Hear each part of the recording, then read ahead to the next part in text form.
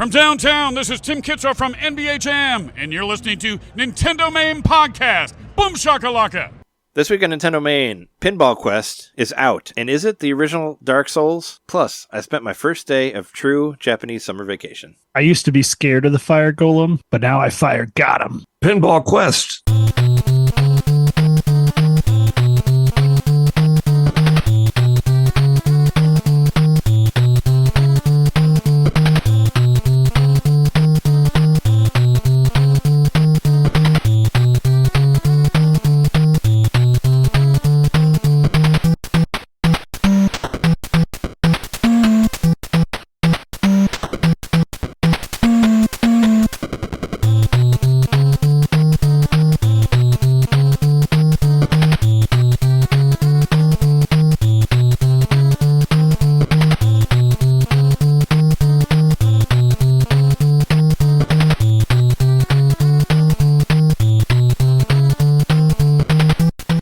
Catch them like a Pokemon, like you got a fire golem you can throw at people.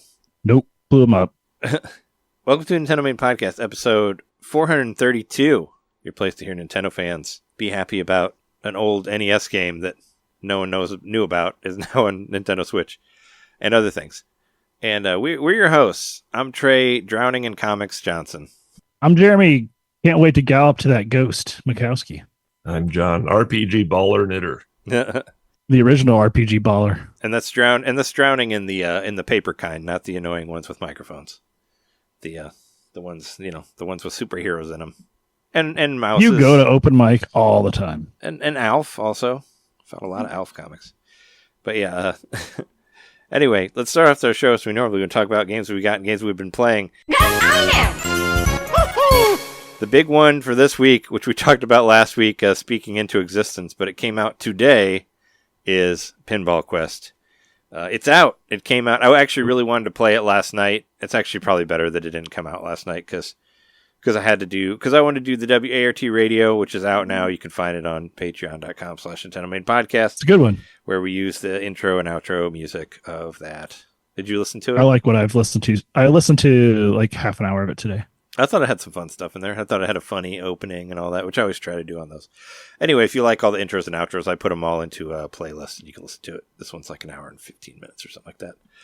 But yeah, I wanted to get done with that before the new month rolled in and all that. But Pinball Quest, I don't know what time it released. I think it might have been like 11 or noon today. I kept whenever I woke up, I kept checking the eShop to see if it was out yet, just because I wanted to be able to get my hands on it before we record the podcast, so I had some extra content here.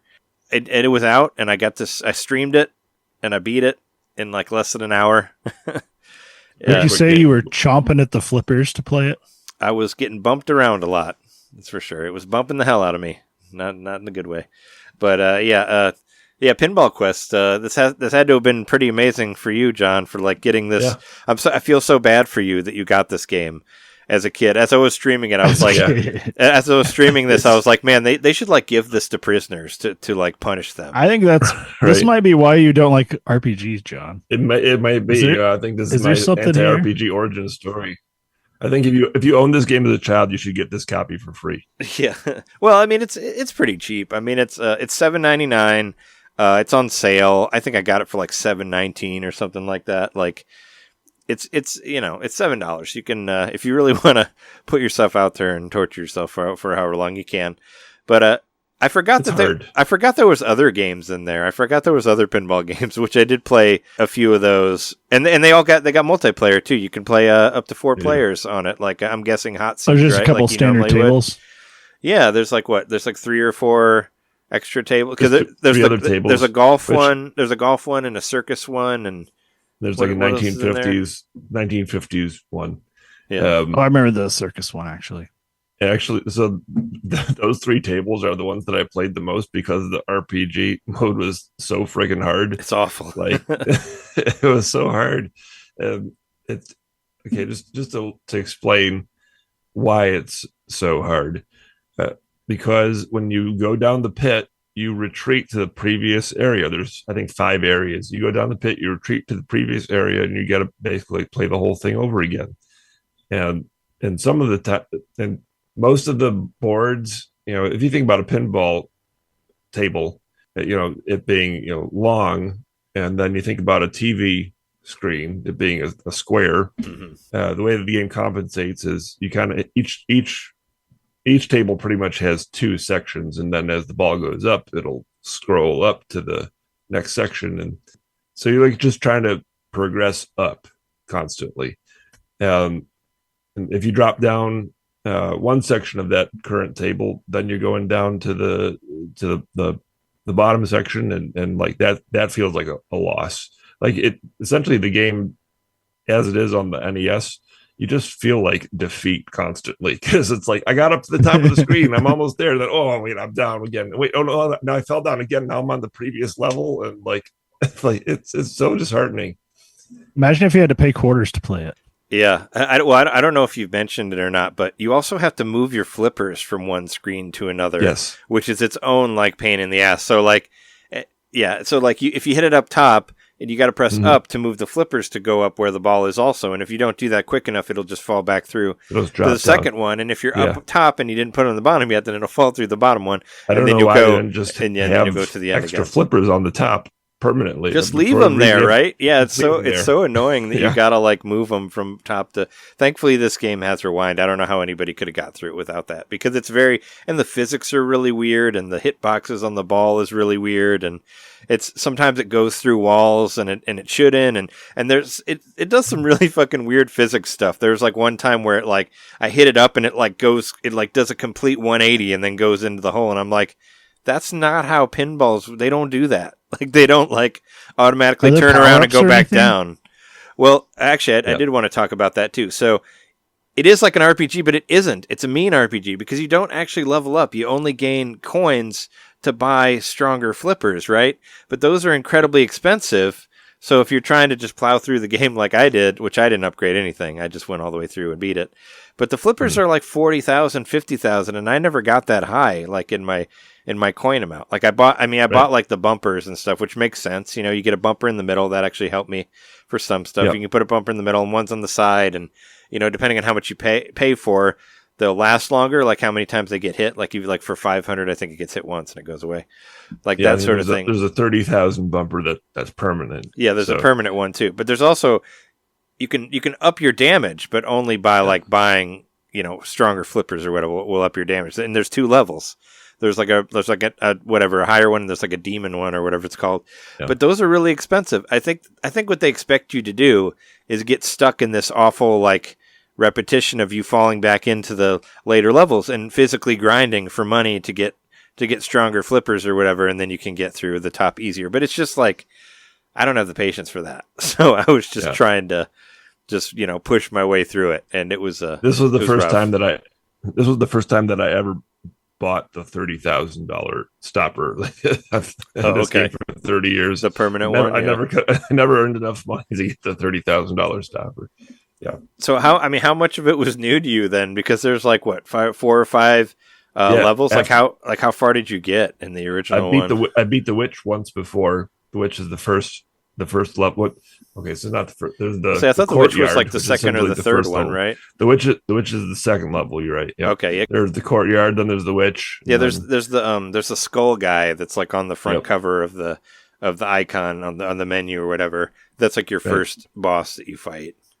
Also, they have really long death animations that you also have to keep the ball moving during that as well, which is its own way of annoyance. Thankfully, the ball like walks out of the level to the next thing whenever you beat it. But when you beat the guy, you gotta like keep it going. It's not like the guy dies and then you go to the next thing. You gotta survive through the death animation, which makes it even harder. It's a hard ass game. Like this is a game that really, really benefits from the modern features, the rewind and all that. It's the first time I've seen 3 of the 5 levels. Three of the levels were just brand new to me, which felt really strange. Like I've had this game for so long, played it thousands of times, and then there's this whole other section of the game I'd never seen before. And then I beat the game as Trey did, and there's an end cutscene with like some like funky pseudo 3D graphics. Did you have the same thing? Like, because I got to the end and I was like, "Are there different endings? Because this ending is bad. It's not. I mean, it's not working out well for our hero here." I didn't really understand what was happening. I mean, I rescued the princess and all that, but there's like this giant magnet thing. Yeah, I got the same thing. I didn't know what that was. I've never seen this magnet thing. Yeah. So you attack it and it explodes or something, and that's the end. Yeah, you like attach to it and it like cracks and half of it falls apart, and I'm like, is there another level after? Like, I thought there was going to be another level. Like, I was gonna, because I looked at the achievements and it says like, beat Beelzebub, which I guess that's what that final boss was. But Beelzebub being like the devil, I thought I was going to go to like Pinball Hell or something and have to do this whole other level. More satanic than I ever expected. This is like this cutesy little pinball game. And like, there's like you defeat the witch, and then there's the Pentagon, and then there's like some sort of satanic markings on the final play field, and there's the devil flippers. I wonder if it's different because you can play the American version or the Japanese version. I didn't try the Japanese version. I just played the American version, but I'm wondering if it's different on the Japanese one. But I thought the presentation was pretty good, because like when you go into like the shop, it has like a little subtitle like under everything that kind of explains what it is, because the original game would just have one word, so that really helps. Yeah, you never knew what it was. It was just you were going off the description of the item, and it just says like it'll just say like center, or it doesn't say like what you think it would, but it has a little thing, a little mini paragraph that'll explain everything, which is always good for old games like this. And there's on the screen there's like a little like there's like a speed run timer in the corner that'll show like how long you take, and whenever you pause, it like pauses, or whatever. And it shows you like your controls too on the screen, which is pretty good, except it doesn't tell you how to fucking quick save.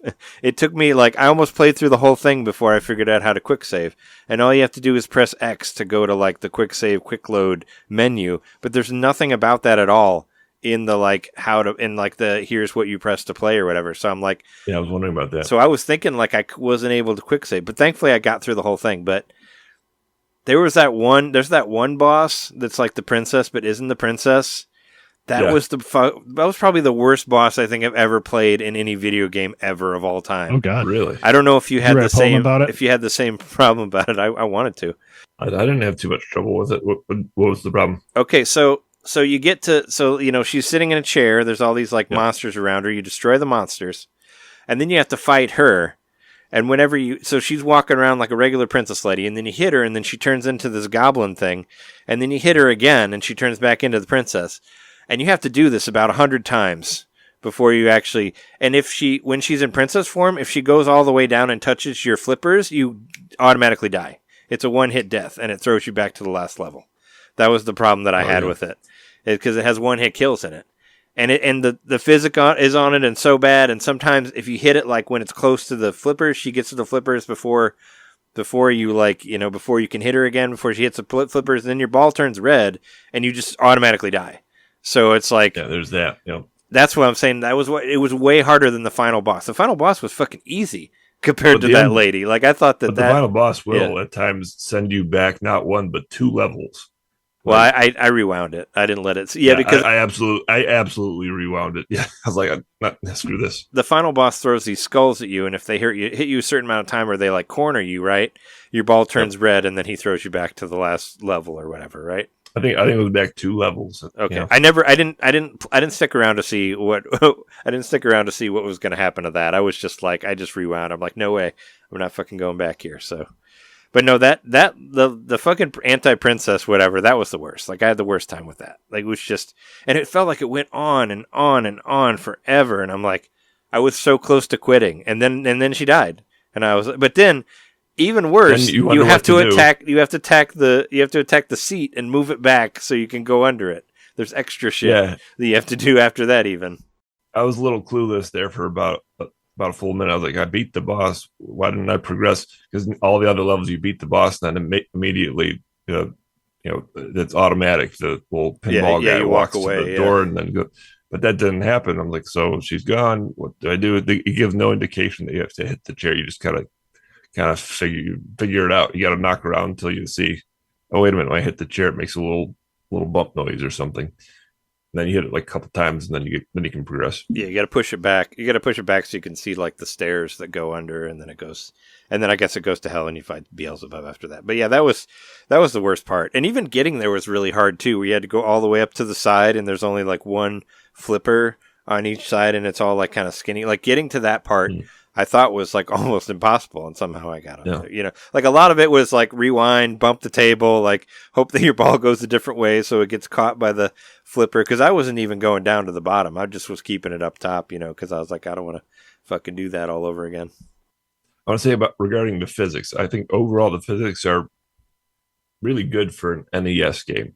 They're just little moments where, but there's sometimes that it like does little inconsistencies. There's little inconsistencies, I would say, where if you shoot the ball over to this corner, all of a sudden there's like some suction happening where it's like, oh, it's not physics anymore. It's actually now the game is drawing the ball up the table to the side. Yep. I mean, there's stuff like that I think is like part of the single player or whatever. Like you'll hit into a thing and then it goes to another thing and it goes to another thing to like progress you. But there's parts where like if you get nearby that hole, it's like now there's like some, even though I didn't get right into that hole, I was nearby it. The game almost like pulls the ball over to the hole to get you. Oh, sure. Yeah. But I ran into really weird stuff. Like when I was fighting the final boss, like I hit the ball like directly into the final boss, and then it comes back down to the flipper, and then I hit the ball the exact same way that I did before, and it does a U-turn and goes down to the bottom. And I'm like, come on, that's fucking cheating, dude. That's the physics that I'm talking about. That's not how pinball games work. They're not even trying there. They're just being shitty because they're like, oh no, you can't get 2 hits in a row. Sorry. The second one has to turn around and go back to the bottom of the pinball machine again. And I was like, come on, that's just not fair. That's just not fair. You can't just do that to me. Like just because you want to be an asshole. Like, come on. Like I felt like there was a lot of like, let's be really, really mean in this game. The most unfair moment I think was in the third level where, regarding there's the bottom portion, there's the top portion.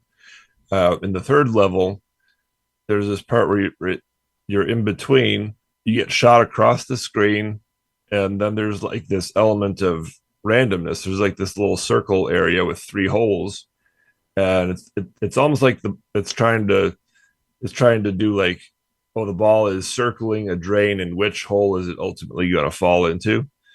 But there's no physics in that part. It's just absolutely random. Oh yeah, I remember that.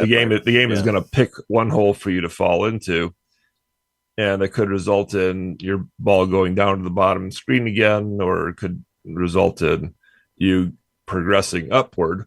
And there's a third hole which I forget it does, but so there's that element of randomness. If you happen to progress upward, then you hitch a ride on a boat. Oh yeah, the boat. Yeah, as you're going up the boat, you may or may not just sink at random. So it's two random elements, one on top of another, and you gotta just like get it right both times. Absolutely random, no skill involved, in order to get up to the top, and then you gotta fight the boss up at the top. And there's like 5 of them also they kind of activate like one after another, and there's like 5 of them up there. What I noticed with the boat is like if it looks like a regular boat, it floats, but there's like a circle boat that sinks. So like you have to make sure it's not the other one. And I had one time where you have no control over that. You don't. No, you don't. It's random. You don't elect to get on this boat or that boat. It's random based on the other random thing that you just did. But if you rewind it, sometimes the boat changes. I did have that where I was the sink boat and I rewound and then it was the good boat. So sometimes it's different. You could just rewind and it'll be a different thing. So yeah. But yeah, so I give all my complaints like with love. I think the game is really charming and really original, especially for the time. If you can bring yourself back to that time, that was a real creative stretch, that game. I've always appreciated this game for trying something different.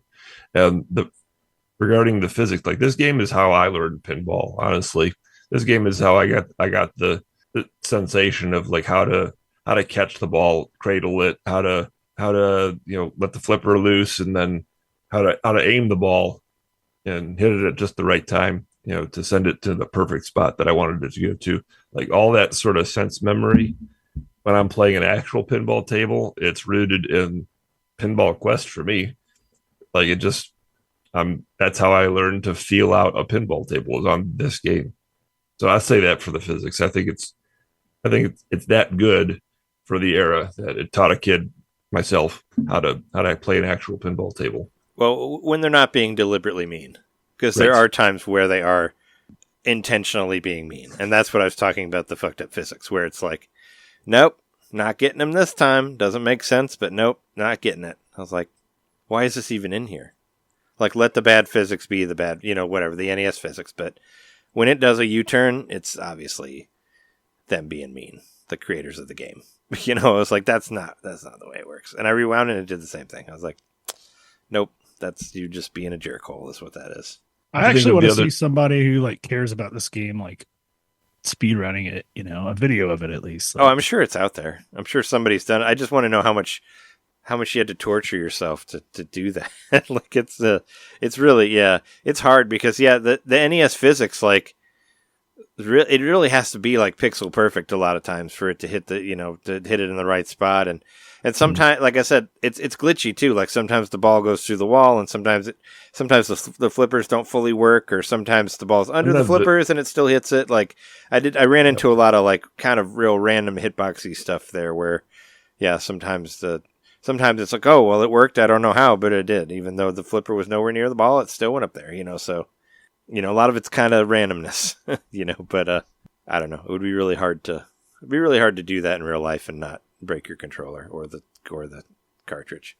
But rewind. We got rewind and stayed, and yes. Here it is. Maybe we're lucky that there are still enough cartridges out there that, they remade it. I do wonder who was like, let's remake that game.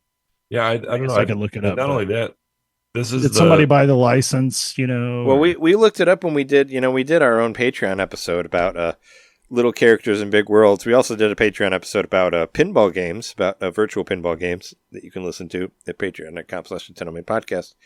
But I looked up Pinball Quest, and the company still exists, like who made it. Jalico. So they could easily, it could easily be done. And so is this a Jalico published game? And like this version? Well, this version is it was made by City Connect, the same people who did Gimmick. City Connection. Yep, City Connection. Yep. Like the game, right? Their game name, City Connection, got to be a reference to the game. Yep. Tosei, that was the one I was trying to find. Jellicoe is the publisher, but Tosei is a company that's done 1 million games, and they're still making games. Yep. They were the ones that are still fully active, and they're making like Switch games and PS5 games. They did Crisis Core, Final Fantasy, the remake of Crisis Core from PSP, like they did that. So they're a bit like a Grezzo kind of company. They're doing shit still, yeah. So so they're very much is the first in the line of Jalico re-releases. They're calling the series Jalico L or something. Okay. Jalico L, whatever they're calling it, but they put a number 1 next to this. It's Jalico L number 1 in Pinball Quest. Jalico 51. Do some different volumes, I'm sure. Oh, they even worked on Paper Mario: The Origami King, Splatoon 2, Famicom Detective Club. Is Jalico 50 years old? Like WarioWare Get It Together. All about Dragon Quest Treasures, Dragon Quest Monsters. Like they have a ton of fucking games, like Tosei does. So Tosei is the actual developer. Jalico. Because I remember when there was going to be like Super Bowl 50, and they're like, we can't do Super Bowl L. They spell it like ELLE. Oh, never mind then. Yep, I believe that's. It's like AA. Sure. It's like a Spanish word, y'all. The fact that they made this the number 1 of the new series must say that this game has a fan base. So somebody was asking for it. Also, Jellicoe is dead. Jellicoe went defunct in 2014. They don't even exist anymore. They went defunct 2 days after my birthday on May 21st, 2014. But there's plenty of Jellicoe produced games on Switch Online already. But Tosei is a company that still exists. The people who actually made this game. So why not bring it back around? Let us remember. Jellicoe was founded on October 3rd, 1974. So this would be 50 years since Jellicoe came out as a company. It's got to be a reference to that, even though it's spelled ELLE. If not, it's a crazy, or not even a crazy coincidence, but an interesting coincidence. For sure. We talked a lot longer about Pinball Quest than I thought we would. Is there anything else you wanted to say about it before we move on, John? It's because we kept hitting the bumpers and having a retalk. We were just knocking all around. Kept sending us down to the bottom. We couldn't get the flippers down there to catch the ball quick enough. You know the way the game works. If you like pinball, go buy it. It's only $8. It's an interesting curiosity at the least. You'll find some enjoyment in that. So graphically, I was going to say, do you have you any? may have already covered this, but like graphically, is it identical or is it like identical? Slightly it different? Doesn't look. Or It just looks different. And there's not any sort of like visual choices you could make other There's than a maybe bunch. like You can do all the different you could do, filters, like- the usual stuff. Oh, I guess. Well, just yeah, like scan lines and crap like that. yeah. You can do a widescreen mode. Oh, I did. Yeah, I didn't really fuck around with any of that. I kind of just because I was streaming, I just tried to get through it. I wonder if it would be like if you could play it with a flip grip and do like That'd be interesting. make the tables on top of each other, but it's still going to be formatted for it's 4:3, right? I didn't. Yeah. It's still. It's Originally still been. Correct. It's still, Or you it's can still put the it in TV. widescreen too. It's Yeah. still the TV mode. Well, I wanted to say that I tried it with the NES controller, and unfortunately, you really can't do it. Well, you could do it if you wanted to go the hardcore old school mode. Oh, you can't Just rewind. have the two buttons. Oh no, wait. Yeah, you can't. It doesn't have the ZL and ZR on the top of Well, it's got the ZL and ZR, and you could reset the controls to no, it's got L and R. The controller has L and R. It doesn't have ZL and ZR. Oh, okay. You can reset the controls so that it's L and R, and I suppose that's the way you could do it. But I had just some trouble navigating. There's some other buttons, like if you wanted to get to the menu or whatever, you can't get to the menu the way the controller is set up. So it's not you could Those do NES it, but controllers it's not are a great. weird. And then also once I selected it, once I was using the NES controller, I had no way to back out. Oh yeah, because you can't press X, which I couldn't figure out that anyway until I was on the last level. I finally figured out how to quick save. I just love that the NES controllers slot on like Joy-Cons, and they were like, we're not going to do that anymore. And they're like, right, okay. that's it. And I don't think it would have worked shape-wise anyway, but I do. My Twitter banner is still my version of where there's two Virtual Boys attached to the Switch screen. Just entire Virtual Boys as the Virtual Boy controller. Just there for convenience, right? To charge it. But man, I mean, I just love how dumb the Switch looks with the NES controllers on it. It's one of my favorite things they've done. It's really stupid, yeah. I think John, didn't you like play Smash Brothers like that or something? Like just when it first came out? I tried a couple times to play games. Like I think John made it through like one run or something like that. Yeah, with the NES controllers on the sides. Yep. I mean, I'm sure it was awful, cool. but yeah. I watch a video of that. Does it us talking about Pinball Quest, does it make you any way interested in it, Jeremy? It's cheap. Like I said, it's only $7. I'll try it out when we hang out a couple days. Yeah, you can try it out and be like, this game is... You do own the original cartridge. I do own it. Have you ever tried it before or no? Oh yeah, I've played it. I've mostly played it on emulator, but I do own the cartridge, so either way I could play it whatever I feel like in the original. And I mean, I suppose I could put it on the Delta emulator and just do the save states and everything that way. I was looking at the descriptions of the items here in the shop. It's like single ST, floor ST, per man ST, center ST, which means like stopper. But I mean, if you're looking at it as a kid and you're like, what does per man mean? You know, it's kind of confusing. It's nice to have that little. That's the little Mega Man explanation. robot that has really weird hair because they got a bad perm. I was gonna say like pervert man. A common problem in the 80s. I remember my mom. It happened to my mom once where she got a perm and she was not happy with it. And she became a Mega Man villain. Well, I didn't help because I cried when I saw her. So scary. I think all my mom's perms as a kid, were I was bad like, perms. yeah. I just remember. Like, I've never seen a good perm. I felt sad later when she told me about it. I was like, you cried, and I already hated it, and it made it so much worse. I told her she looked like Twisted Sister, and she didn't. That's a compliment. No, I hated Twisted Sister. She knew that wasn't a compliment. Like they scare the shit out of me. Dee Schneider scared the shit out of me as a kid. I don't know. They were in Flight of the Navigator, so I thought they were cool because that was like my favorite movie when I was a kid. So they were all right with me. Anyway, let's move on. Let's move on to Pinball Quest. Don't we have some shared things on here?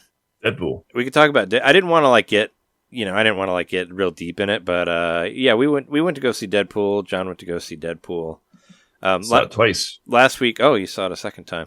I just saw it again today. Last week I was talking about how I was was afraid of the drinks being kind of not great.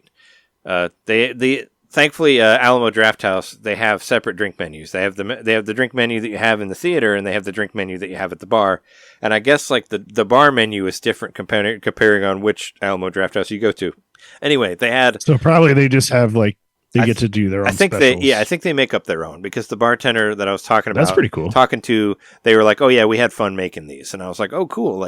So you actually got to plan them out and all that. And there was 6 different ones or whatever, but that's what I'm there for. I want to see the themed cocktails, and I never thought about putting them together, but cucumber flavored vodka and watermelon puree is fucking amazing. That was my. I was hoping they would do. That was my favorite a drink based off T.J. Miller's character, which I don't know if he's in. Why he got canceled? He's not. Well, I know he got canceled, but you could do a shitbag. train bomb or something like that. No, they're only based around the characters. You know why the he got characters canceled? that matter. Because he said there was a bomb on the train, the Amtrak, and all that. I didn't remember why he got canceled. What happened really was liked that guy. Anyway, I don't have to go into too much detail. Basically, he got into an altercation with someone on a train. He was really drunk, and he called the police and reported that someone on the train had a bomb. And then they ended up stopping the wrong train initially, and so there was just a lot of people suffered as a result of his drunkenness. So yeah, that's why I said that. Why not have a drink called the train bomb or something? But maybe that's insensitive. Also, nobody cares about that guy. They want to make it. I know, but it's a funny chance to do a bomb drink, because there's always bombs. Bombs are always specials. Well, they made the drinks about the people who people care about, and the people who they care about are Deadpool and Wolverine. So they were based around. Thank God for the Alamo Drafthouse. Deadpool and Wolverine. That they don't think like I do, because it would have been bad. Dead Cool as a Cucumber was the drink that I really loved. It was very, very good. Yeah, cucumber vodka is always amazing, but yeah, watermelon. I don't like watermelons fresh, but it was really good. And I also we both tried. They're related as plants, so they go well together. So I got what was it? I got Logan's Lament was the first one, which was rum. It was rum and Campari and pineapple gum, lime juice, and the basil was kind of weird, but I was into it. So I had that one, and Jess had the cucumber one, and then we switched, and we both had each other's one. So we had 2, and it was fun. But yeah, I was happy that the drinks were there. So nobody had a Wolverine drink? Yeah, I had Logan's Lament. That was the rum. Oh, that's what you said. That was a Wolverine drink. So there's 5 drinks. But yeah, they're just, it's the Wade Wilson, Dead Cool as a Cucumber, Ryan Reynolds made with rye whiskey. It's basically a fancy old-fashioned, that sort of thing. And Logan's Lament. But yeah, it was a good time. I enjoyed the movie. The movie actually reminded me a lot of the Ant-Man movie, the one that didn't do very well, Quantumanium, the third one. Yeah, just in the fact that both of the movies, all of the characters that are in the previous 2 movies are not there really. All of Deadpool's friends that you expect to see, the other funny people that aren't, same with Ant-Man, all of his friends are gone because he goes to the quantum world, whereas Deadpool also goes to whatever it's called. I call it Nexus because it's the same as Nexus from Star Trek. It's an area where anybody from any time or space can be there, Star Trek Generations, which I didn't like, but that place where Kirk died. It reminded me of that place, of Nexus, and all that. So same sort of thing. All of Deadpool's funny friends from 1 and 2 aren't really there because he has to go and do his Logan shit. That was a wise decision because we didn't have to focus. Not even his girlfriend. She was there in 2 or 3 scenes, whatever. But we just got right to what we wanted to see. I think they were really smart to just get straight to it. Oh, I'm not saying that it's bad. I really enjoyed it. I'm just saying that it was bad. No. It's similar to. It reminded me of Ant-Man because Ant-Man kind of does the same thing, where you put all your friends aside to go do this whole other thing. I don't know if because they do have the skull of Ant-Man in the movie. I don't know if that was a direct reference to that, but I don't know. Maybe so. But it was fun. There was, I really don't want to get into spoilers on like who was in there and all we're that still, we're still there a was week out, so some people might have not seen it. There were some really fun. There were some really fun cameos in there. There was one that where Jess wanted to just stand up and be like, yeah, which we all were. Yeah, there was some that really. There was a major me. one that was really, really cool, and I didn't. Thankfully, I didn't see anything about it because they did not try at all to not spoil this because, like they did, they put out trailers with all these characters in there. I've seen it all over the place now. It's all over the fucking internet, and I'm glad that I saw it on Friday and didn't wait because it would have already been spoiled to me. Yes, I made an effort to. I said before on this show, I don't watch the Marvel trailers anymore. I know I want to see these movies. There's no point in me watching the trailer. I just want to be surprised, and I successfully avoided the trailers until I did see the first one because I went to some movie that was showing, and then Did they run into like some sort of person that can travel around dimensions or something? What do you mean? You mean like a? I don't know. I saw people like I saw like references like. You mean like maybe like a group of people that have been in a Disney Plus show that can do that? 2 seasons of it. Oh no, that wasn't what I was thinking. I just heard like TVA? Doctor Strange was in there or something. No, he's not in there. Oh, never mind then. I'll tell you that much. But the main villain, I do actually have her first appearance, the comic book, and she was created by none other than Grant Morrison, one of the greatest writers of all time. The new X-Men, I have X-Men #1 right up there. I'm pointing right at it in the corner of my room. The character that they used in there for the main villain is from that series created by Grant Morrison. So, awesome. Wow. Grant Morrison is badass. Kind of a deep cut. Deep cut, yeah. So maybe if she's popular now, that comic will be worth something. Not that I want to sell any of them, but Oh, and I'm drinking rum and tea out of my special Deadpool Wolverine pint glass. This episode here is sponsored by Alamo Drafthouse. Here's my Deadpool Wolverine pint glass that I got from there. Nice. It's very cool, as you can see. I've heard some complaints about the movie that it's not really about anything, and I went into the second screening today, just trying to look for that. Because the first time I had a lot of fun. I just thought it was a great movie. So were the other Deadpool movies about anything? Really? Well, having heard some of the criticisms, I was like, okay, is there any sort of like real, subtext or heart to the story and all that? That's what the criticism was. And honestly, I think there still was. I think, having not seen any of the trailers, I was thankfully not spoiled on what I think the movie was really about, and be able to try and dance around it so that people who haven't seen it can kind of enjoy it the way that I did. But I think in the end, the movie was about, it's definitely about fandom. There's a certain Smash Brothers aspect where you go to because you're a fan and you enjoy this franchise. And this is a celebration of the Marvel franchise, and, 34 movies in it. So I think it's okay to take a beat to just be like, hey, isn't this a lot of fun? That's kind of what this movie is. Second, I think the heart of the movie, it's sort of about gratitude. And I don't want to say specifically why, but I think Trey might understand what I'm saying. It's about looking back at the past and being like, well, this is where I came from, and being grateful for this is how we got those here. Who came before. Exactly. Oh yeah. Yep. And it has this is what I tell people. This is what I told like Caroline and Robert while we were at their house. I said like, no spoilers, but I said like that a lot of it is kind of based in the old 20th Century Fox Marvel movies, which I think is pretty cool. It's kind of similar to like, you can always say like similar to like the Spider-Man with the 3 Spider-Men and all that, like the Doctor Strange Spider-Man movie, like kind of like that, but a little bit more obscure.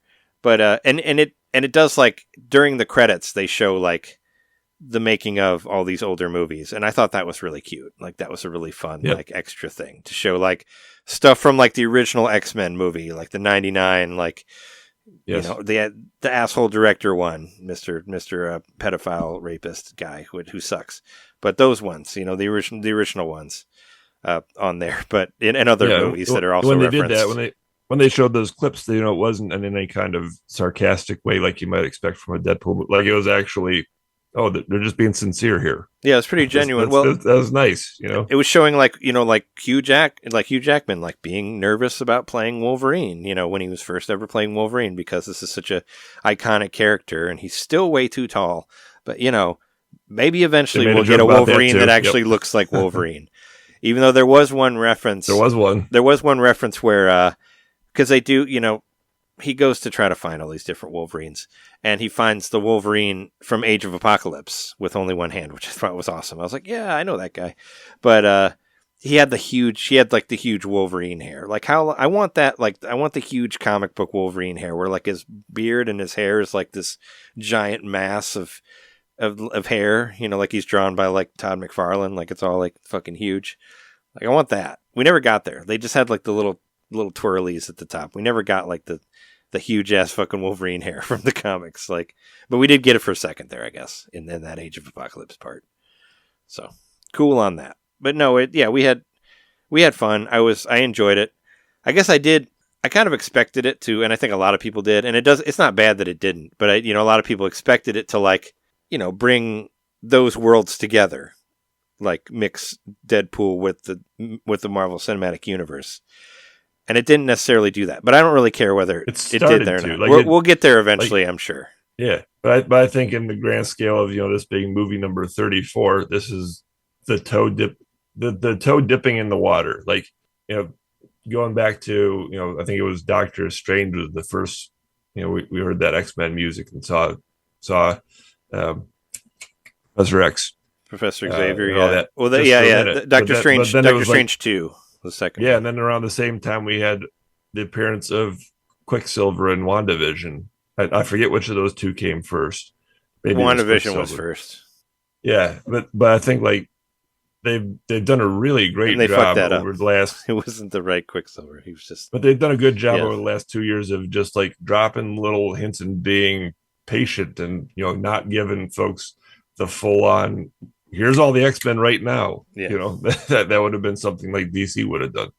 But I think having had the little hints of X-Men dropping in, and then Beast and at the end of the Marvels, all that cool. Now we with this movie you are fully putting your foot in the water and testing the waters, and whatever the next one is. That'll be the big show. That'll be the big, okay, now we're finally here. Well, I mean, I think it's an appropriate evolution of that. I really like Deadpool and Wolverine, but I do have to say the big thing from San Diego Comic-Con was kind of like, saying you're pregnant at somebody's birthday party. Like it really took a lot of steam out of Deadpool and Wolverine. Like I'm talking about Robert Downey Jr. coming back as a different character. No, I mean, yeah, like I felt like it took a lot of steam out of it because now everybody's talking about RDJ playing Doctor Doom, which I am not into that at all. But I mean, whatever. Sure, they'll do it. He'll be from a different dimension or whatever. But there's a million other actors that could have done a great Doctor Doom. And if he's going to be Doctor Doom, we're not going to get the Doctor Doom that we all want. The people who read comic books who love Doctor Doom, myself included. I don't know. We'll see whatever they do with it. But I'm not happy. I don't like that. I don't like the Robert Downey Jr. Doctor Doom. I hope he doesn't fuck up the Fantastic Four movie. Like, because Doctor Doom was a huge part of that, and him and Pedro Pascal are gonna have to be fucking college buddies like they were in the comics. It's gonna be weird if they're not doing that. So, all the Fantastic Four movies were wrong because they didn't follow the comics. Don't do it again. Don't fuck it up again and change the comics again. And you didn't learn from any of the other ones. The best one was the Roger Corman one that actually stuck to script through the whole thing. Even though it's corny, it's still stuck to the fucking script, the source material. That's my Fantastic Four rant. But yeah, whatever. What do you think about the RDJ? You seem to be more positive on it, John. No, not so much. I'm a little nonplussed. Just like, oh, all right. You had a nice arc there with Tony Stark, and I thought that was and an ending out beautifully. Yeah. And like I think. Why come back and do this again? Well, $80 million might help. But, is that how much they're giving him? That's how much they're giving. Yeah, 80 well, million bucks. I'm sure he's asking for a lot. Like I believe it. Like that's. that might be for a couple of movies. I'm sure it is. Well, he's going to But be that- in Doomsday and Secret Wars, right? It's what's happening. The next two Avengers movies, which Russo brothers are doing too. I'm sure they're not working cheaply, the directors. So somebody was maybe they were getting 80 million, I think, and then he Robert Downey was getting more. I know they said he was getting more, so I think he's getting more than 80 million. I'm sure he's getting a lot. Yep. But it's Yep. I mean, sure they want to get Marvel movies back on track, but I think Deadpool and Wolverine they're doing really well already. I'm sure they're going to do like they already did like twice their budget like in the opening weekend, so Yep. I think they're going to do fine with that. I mean, do we really need to bring Robert Downey Jr. back as a different character? I thought somebody else was announced as Doctor Doom earlier. Isn't that true? Didn't they definitively say there was nobody was There was some rumor maybe? I mean, there were plenty of rumors. I mean, they kept rumoring that fucking guy from The Office was going to play Reed Richards. God, I'm so happy that didn't happen. Like, stop saying that. He looks nothing like him. He's nothing like Reed. Like, I saw the Doctor Strange movie. He doesn't have the gravitas of Reed Richards. I'm sorry. Are you talking He's about the not. guy that's actually named Reed? I'm talking whatever his name is, the Quiet Place guy. Dr. Krasinski. Yeah. If for some reason that guy, okay. people got on this whole thing that he should play Reed Richards in Fantastic Four, and I don't get it. I mean, I've been reading it for like 20 fucking years. Like, I never thought that he was anything like Reed Richards, but whatever. Anyway, but yeah, what were we talking about? Yeah, no, Video games. Yeah, it was just, they're trying to get him to come back. But yeah, Deadpool and Wolverine was a lot of fun. It's great. Go see it. I mean, I really enjoyed it. I like to see it again. I don't think I'll see it in the theater, but I did think it was a great movie, and I enjoyed it from beginning to end. So, yeah, it was fun. It had a lot of fun stuff in it. It's very mature. Lots of sex jokes. Very bloody, and it's the first like Disney produced Deadpool movie, and they didn't hold back at all. They definitely went for it, and I'm happy for that. And I'm glad I didn't see any spoilers. The only thing I saw was there was a lady Deadpool, and I was like, I don't care. So that, thankfully, I didn't. And I had, I'd heard like rumblings of other characters being in You it. did put one character in the last trailer, which I heard about. I didn't see the last trailer, but I heard it through the grapevine, and I was like, why did you do that? Why did you put that in the trailer? Yeah, I heard about that too. I didn't see the trailer, alone. but I'm glad that I didn't, because I heard about it on Kevin Smith's podcast, and I'm glad I didn't listen to that before I saw the movie. Because, yeah, he flat out talked about that scene with Wolverine and this character that was in another Wolverine movie, talking to each other in the trailer. And I'm like, yeah, whatever. And there was a really funny one there about a character that was always rumored but never happened. Like, that was kind of fun, too, like as far as characters that appeared and whatnot. But, yeah, it was good. It was a fun thing. And I can actually transition from this one to some of the games that I've been playing because they actually were inspired by the Deadpool movie. I went a little Nintendo for the week, and I've been playing some PlayStation 4 games. Actually, it's a PlayStation 3 game, and that game is Ultimate Marvel vs. Capcom 3. Like, I've been playing that because I watched Deadpool and Wolverine, and I was all like, pretty happy for comic books and superheroes and Marvel and all that. So I went back to Ultimate Marvel vs. Capcom 3, and that game is from 2011. That movie came out in the beginning of 2011, February of 2011. And because I was like playing, because Deadpool is in there, Deadpool's in there, Wolverine's in there, like they got the regular Avengers in there, but this is pre like the Deadpool movie, that one came out much later. I think it was like 2016 was the first one, right? Or no, was it?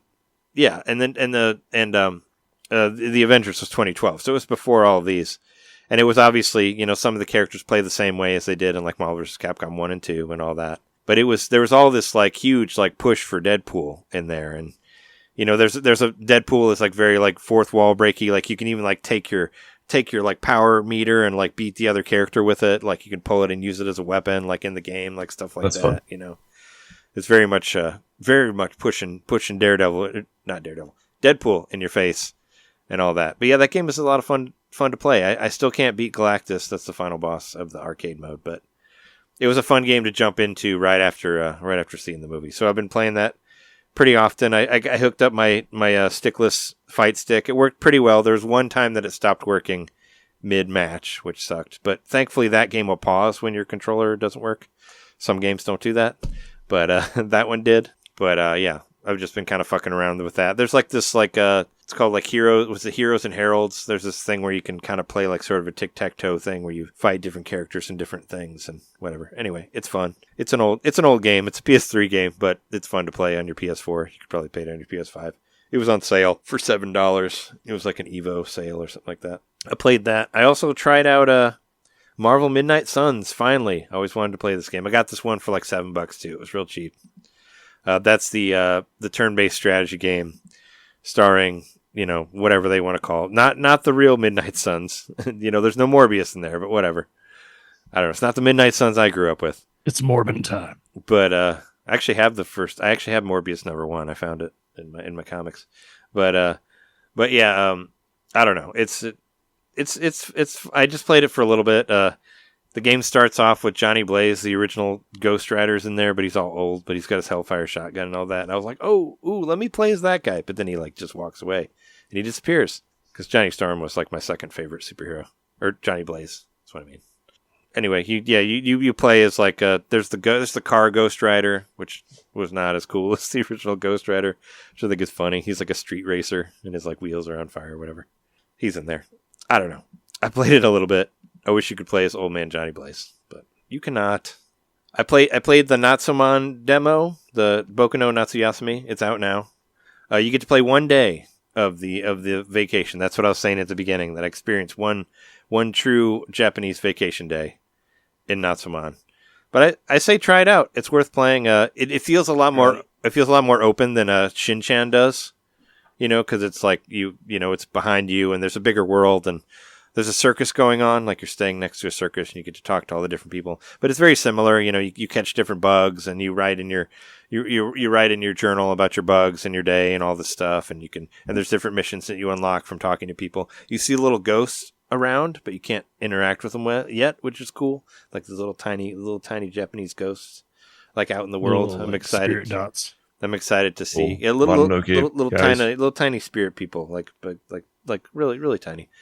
You can go up to them and look at it and be like, oh, there must have been something here, but it's not here now. I'm sure it's something you unlock later. But yeah, it's coming out. It's coming out next week. It comes out on the 6th of August, and the game actually starts on the 1st of August, and you play through the entirety of August, and I think it ends August 31st or whatever. So. It's kind of weird they're not releasing it on the day that it takes place. Like, you're so close. Like, it's coming out on the 6th. The game starts on the 1st. Why not release it on the 1st? Or the 2nd? Because if you play the demo, you'll start on the 2nd because it goes into the game. It carries on to the next thing. But I played it for like an hour, and I had fun with it. And yeah, it reminded me of Shin-Chan. But Shin-Chan had like fixed camera angles. This one is more like I said, feels more open. And you could do more. Like, I basically ran around until I like fell asleep. Where Shin-Chan, like, you have to go home at a certain amount of time, and you only get a certain amount of time to go look at stuff, But this one is like, lets you run until you run out of energy, and then you fall asleep on the street, like kind of like you would in like a Stardew Valley or something like that, Mm-hmm. like that sort of thing where you run out of steam. But it's fun. I recommend it. It's free. Check it out. It's fun. I played more of Xenophobia. That was that first-person shooter game. The one that's like Wolfenstein. It's fun. I beat a bad guy. I fell down into the next level. It's like this flooded area where we had to drain the water. It's a fun game to play. But the big thing I've been trying to do, because I've been trying to clean up the house since John's going to come and hang out here for like a day, is Thank you. It feels so special. I've been trying to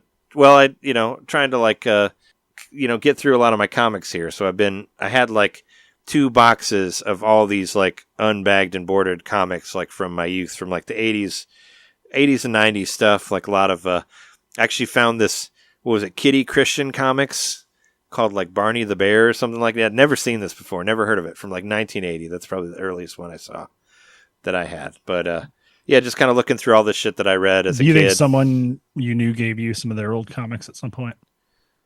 I don't know. I wondered about that because I got a lot of Archie comics, and I don't remember reading any of those Archie comics. There's like 5 or 6 different series. There's one called Laugh, Betty's Diary, like all these different. Seriously, I have like 6 different Archie comic series. Like maybe only like 4 or 5 of each of them, but there's so many fucking comics. But I found that I have like over 30 issues of Alf, comics, which I thought was pretty funny. I have issue 3 through 35 of Alf, and it was a Marvel comic, so it was Marvel Comics Alf.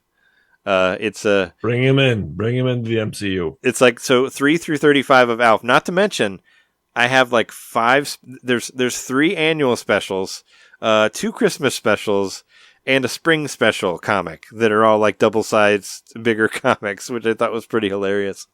That have all these Alf comics. We were all under Alf's spell back then. Yeah. And I want a game based off of the after school special where it was like the Ninja Turtles and Alf and Cartoon Stars to the Rescue. Yep. And then it was like Stars to the Rescue. That was the name of it. Yeah, there was like Garfield, the Ninja Turtles, and Alf, and like.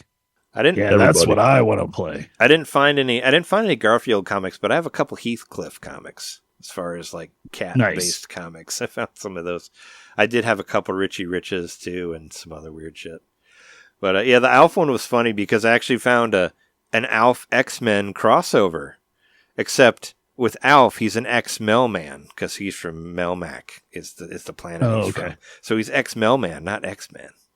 But yeah, there's like he's like Colossus, but he's like got the big Alf nose and all. It's stupid. But I found a couple comics with an X-Men crossover on that. We're pretty much totally work him into the next Deadpool. Yeah, I mean they should. Fit there. I mean there was one thing missing from Deadpool that I really wish would have been in there. I guess it would have been only for me, but I would have loved to see an actor in there from the Roger Corman Fantastic Four movie. That's what I would have really loved to see.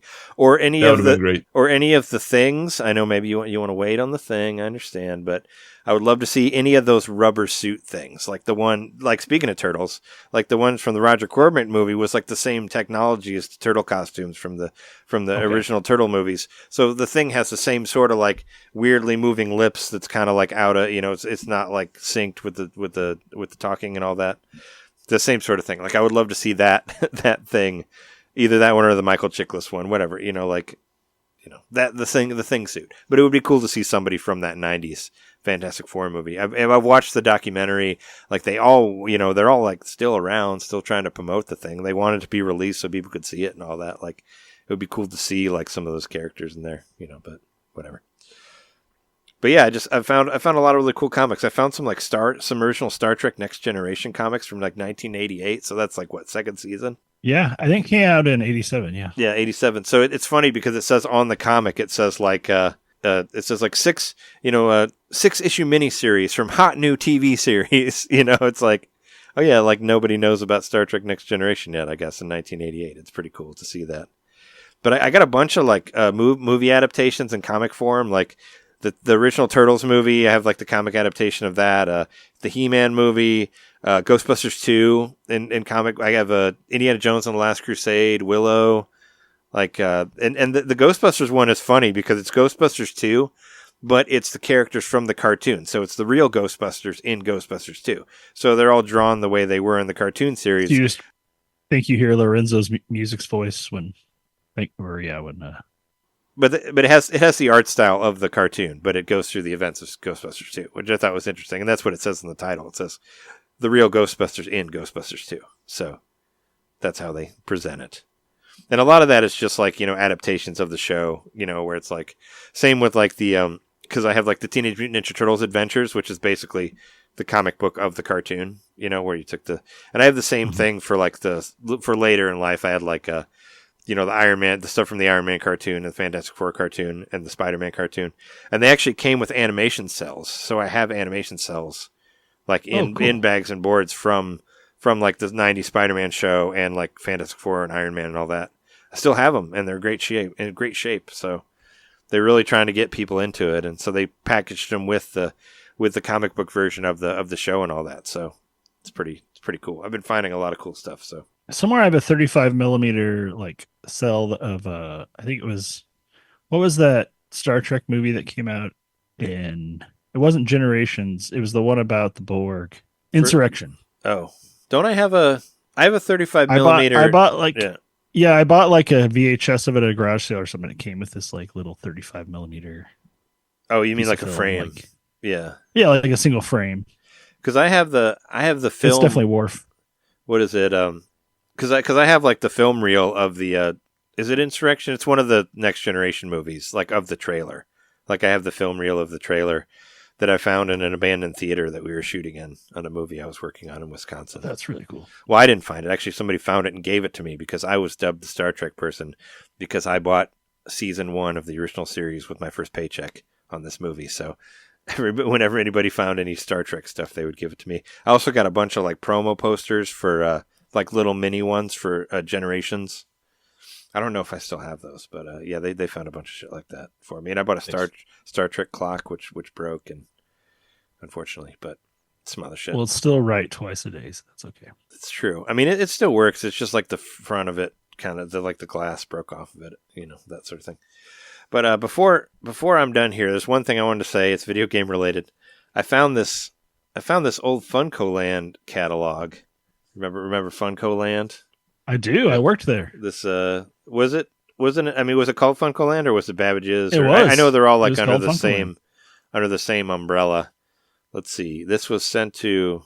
Oh wow. This isn't that old because it was sent to my mom's house in Brimfield. So this must have been like 1999. I was trying to put a time on it. Well, it must have been 99 or 2000 because there's no. Is there a postmark? There's no talk of No, it just says it. Well, it has my address on it, my name on it, but it doesn't have a date on it. What's the oldest system being advertised on there? 2000. Okay, so here's a Funcoland coupon that expires October 16th, 2000.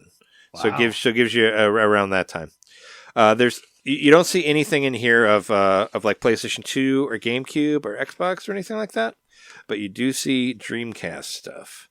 It's like it shows these like systems on the back here. Dreamcast $149. Like these prices are kind of pretty hysterical. Game Gear $29. Super Nintendo $29. Like I think they're probably more expensive now, right? Sega Saturn they're probably $25. 64, $59. I mean, those could sell for over $100 now. Sega Genesis, yeah, a Sega Saturn for $25. Like no way. Like I don't think you would find one that cheap, The Game Boy Pocket, $39.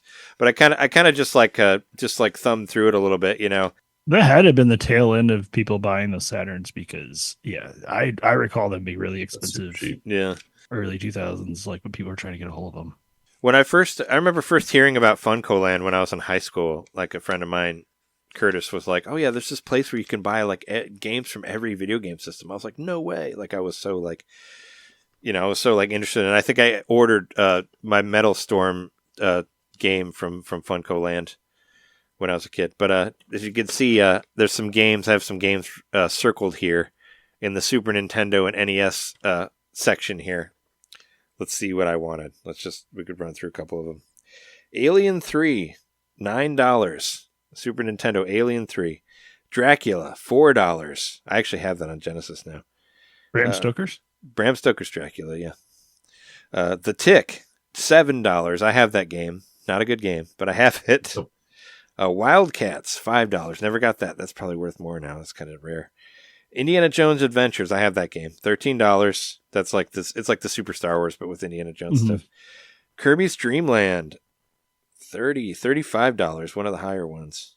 Or that's Kirby's Dream Land 3. I don't have that one. $35. Is that on, probably brand new. Game Boy? It's Super Nintendo. It's on Nintendo Switch Online. Oh yeah, Super Nintendo. It's the one I don't like very much. It's got the like hamster in it. Yeah, well, I don't like that one. That's my least favorite Kirby, or one of my least favorite Kirby ones. Is that one? Nosferatu. That was a really cool game. $9. I'm sure that's way more expensive now. I played that in ROM form plenty of times. It wasn't even public domain then. Rocko's Modern Life, $6. Simpsons Bart's Nightmare, $15. Virtual Bart, $15. And those games are terrible. Don't pay anything for those. Breath of Fire, $25. Chrono Trigger, $70. So at least Chrono Trigger was still expensive on here. But some of these are just like ridiculous. It's like Final Fantasy 3, $40. I don't know. That seems pretty cheap. Illusion of Gaia, $13. Secret of Mana, $45. Pilot Wings, $8. What? So, you can still get Pilot Wings for pretty cheap, I think. Yeah, maybe nobody cares on that. I mean, it's on Nintendo Switch Online. We can all play it if we really want to. We don't have to buy it. But I just thought it was kind of fun to see, to see some of these things that I was just really after when I was a kid. I was trying to see. There's like an NES section where I had some stuff marked too. It's basically like Zelda 1 and 2, which I do have. I ended up getting them for free. But yeah, they're on here too. There it is. Yeah, Zelda 1 and 2. Kirby's Adventure, Little Nemo, Bart versus the Space Mutants, Battletoads. They're all like $8. Yeah. Little Nemo $3. Like I don't think it was ever that cheap. Gremlins 2 $4. G.I. Joe $15. Punch Out $9. Nightmare on Elm Street, I do have that game. $8. Is there like can you get Mike Tyson's Punch Out and just regular Punch Out? Yeah, I mean it showed like, let's see, I mean it doesn't show it on here. Or does it just have, it might have Mike, oh no, they're categorized in different areas. It might be under sports or something. I didn't see it. Yeah, I don't know. I'm not seeing it offhand. I'm sure it's on here somewhere. I don't know where they were. Are there any references to a website anywhere in the catalog? There's a toll-free number. Oh, www.funco.com. There it is. Order it quick with a click. Funco.com. I'm surprised that, yeah, I don't know where, I don't see Punch Out on here. But yeah, it was a fun thing to see here. You could see Banjo-Kazooie's in the front and some, like Space Channel. There's a Space Channel person, and there's like, Sonic and Tails and Amy on there too. Funcoland Catalog. Still, you can buy all those games for that price. Not really. Yep, my only thing that I did this week was I kind of beat Conor McGregor. I say kind of because there's actually 2 parts to the challenge. So I beat the first part. I was able to take him out. This is in case you didn't hear last week, in Hitman. Conor McGregor is one of the guest starring targets, or was anyway. It's over now. This is one of those temporary things we had to do it within a certain time window, and it is now passed. But so Conor McGregor was fighting this other dude, and I'm in charge of taking out Conor McGregor so that the other dude can win. And there's one way to do it where you can actually sub in for the other guy and fight Conor McGregor in the ring yourself. So that's what I did. And Hitman being an expert fighter of all kinds, guns, weapons, or just bare fists, like you get in the ring and you just start taking them out. Just garrote him and possess possess other people to fight him. Or no, you're still playing as Hitman, right? But in the ring. You're playing it as 47. Agent 47. Yep. And it's once you get, the trick is to get your way into the ring. That's the hard part, and then getting in the ring is kind of the cherry on top. And so it's not that difficult, but it is like a timing based hand-to-hand combat. Just hit the button at the right time at the prompt and all that. And when you do that, you take them out and you win. So that's what I did. And then there's a second challenge. We had to do it in a specific way, and I messed that one up. So I kind of beat the challenge. I got half. I mean, you did it the way you wanted to. You went in the ring. I did. Get in the ring, motherfucker. Remember that song? So it's like Guns N' Roses, The Use Your Illusion 1. It's either 1 or 2. I don't know. I think it was 1. So that was the one that had the most cussing in it. I kind of figured out that I had like 4,000 comic books, I think, total. I just wanted to mention that. Because I have... So, online, if you look at a comic long box, it says that they hold 200 comics. So, I have 19 boxes right now. I ordered a 20th one that'll come tomorrow. And that should hold all of my comic books from my whole life of collecting comic books. And if you do the math, 20 times 200... That's like 4,000, right? About 4,000. Yeah. So 4,000 comic books. That's just, it's wild. So what are you going to do with all those? Are you going to, organize them in a nice way and keep a nice library of comic books, or sell them? What do you do? I thought about trying to sell some of them, but I don't know. When I go through them, I don't want to sell them anymore because I think they're all cool and I don't want to get rid of them. But even the Mickey Mouse shit, I still think it's cool. Like I still think like the Uncle Scrooge comics and the DuckTales comics or whatever that I have, I still think are really cool. So I don't really want to get those. I haven't really, I thought about trying to get, and I looked at the price of some of them. I was like, I could sell, and some of them are actually in a lot better shape than I thought they were, I thought they'd all be like, a lot of them, the spine's kind of a little like messed up, but but most of them are pretty good shape, believe it or not. Like those Ghostbusters ones were in really good shape.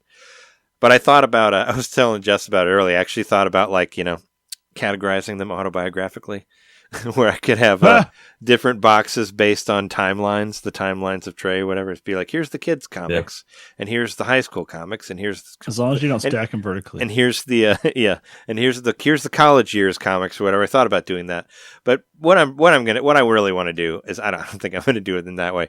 But I have the two comics. I have the two long boxes that are all like my kids' stuff. That's like Alf and Scrooge and Heathcliff and Archie and all this other weird shit. They'll be their own two ones. And what I would like to do, it's going to take forever. I don't know if I'll ever get through it, but what I would like to do is actually put them all together in order and see like how many I actually have, because I have a shit ton of Fantastic Four comics, and it would be cool to see like which one's missing and all that. Yeah, which ones I actually like, how much I actually have, and I do have. I remember at one point I did put together a long box that just has Fantastic Four comics in it, but there's extra ones, and I would just. But this takes a lot. I would have to take a lot of series and put them aside. Like I have a bunch of like Captain America comics from high school and old Iron Man stuff and Avengers, like before anybody cared about the Avengers. I got a bunch of that shit. And not to mention like when I did have my X-Men phase, I got like X-Force and X-Factor and Generation X and like all these other different ones. And plus I got my, I got Spawn comics and Gen 13 comics and all this Image stuff too, so there's a lot to go through, but it would be cool to put everything together and see like how much I have, like from, comics that I bought, like when I was like, whatever, when I was like 15 or, up till now. And see, like, because I know that the Fantastic Four comic has ended like 2 or 3 times, and it would be cool to see like how much I have like in that original volume, or even like the second start or the third start, because I read almost every comic like ever since like 95 or something like that. I've probably read pretty much every Fantastic Four comic because I found a way to do it, to read it in some way or another. So, even I'm as far as you can get on Marvel Unlimited, which I'm probably like 2 or 3 issues behind or something like that. But that's my ultimate goal, is to get them all categorized, and the ones that the kids comics, like I wrote on the front of them like everything that's in there, like every series. So it says like Alf and Ghostbusters, and I wrote it all. Oh yeah, and there's a lot of Transformers comics, some G.I. Joe stuff too. I thought about showing it to Sam, but also some of it I kind of just want to keep. But I have a system where I've actually doubled up some of them where there's more room in here now, because it was also me kind of getting claustrophobic down here with the comic boxes like creeping in on me and all that. So I'd be interested in the total weight. They're heavy. They're very heavy. one long box is incredible. It's heavy. It's heavy as fuck. There was like 5 or 6 of them at my mom's house, and we like put them on like a big dolly thing to move it, like stacked them. But they are heavy. They are very, very heavy. So yeah. Don't pick them up. But I was trying to clean up the basement somewhat for you, because I figured you'd sleep here one night at least. There's still a good amount of boxes in the spare bedroom, but they're all lined up against the wall. You should be able to get in and out of the bed or whatever, That'll be all right. So yeah, that's what I've been doing. Oh yeah, and there's one game release that I wanted. Have you looked at this Thank Goodness You're Here game yet, John? Because it totally looks like something you'd be in love with. It's like I was interested in it. I'm gonna get it at some point. It's like a funny, weird point and click. It's on sale for like $16.99 right now. And I guess it was produced by the people who did not the same developer, but the same producer as the Goose Game. And apparently it's similar, like fuck with people. Like it's really funny. It's got like very British comedy type stuff, and it's animated beautifully. Like it looks really, really good, and it comes out this week. So I'll get that at some point. Yeah, it looks like something that would be totally up your alley, and I might even try it too, even though I'm not really a point and click person. But I think it looks cool. So yeah. But anyway, John's got to head out, but we're gonna take a break, and then Jeremy and I will be back to talk about whatever you've been playing and whatever news we talk about. So we'll do that. All right. Sounds good.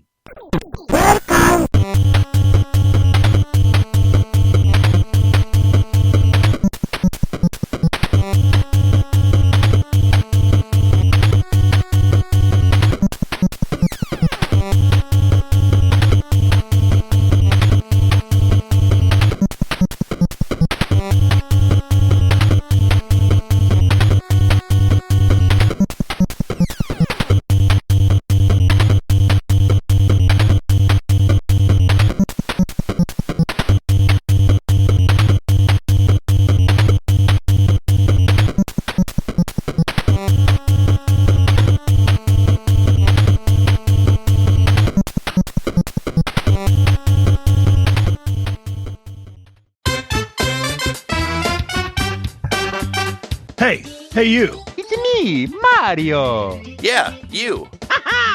Subscribe to our Patreon to hear our bonus shows, which happen every month. I'm tired. Tired of all the big corporate podcasts spoon feeding you the same old video game news on every single show? Spaghetti. Ravioli. Then expand!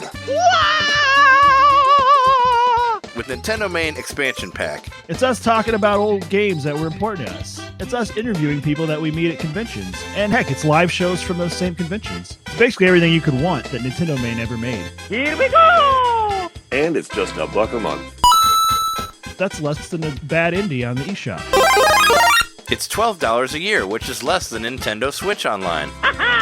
Thank you so much for subscribing to our Patreon and supporting NintenDomain. Just go to patreon.com/NintenDomain podcast and, hey, Mario, let go. Whoa! He's throwing us back to the show. So long, Bowser.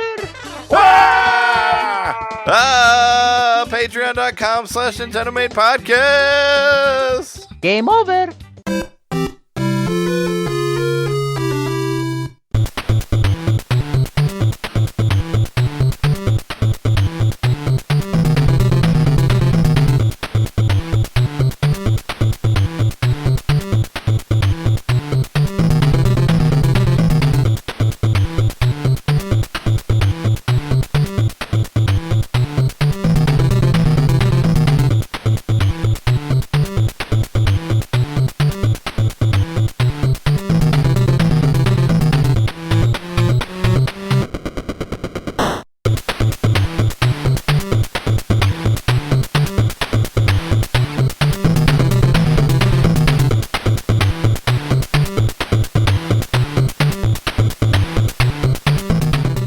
All right, we're back from the break.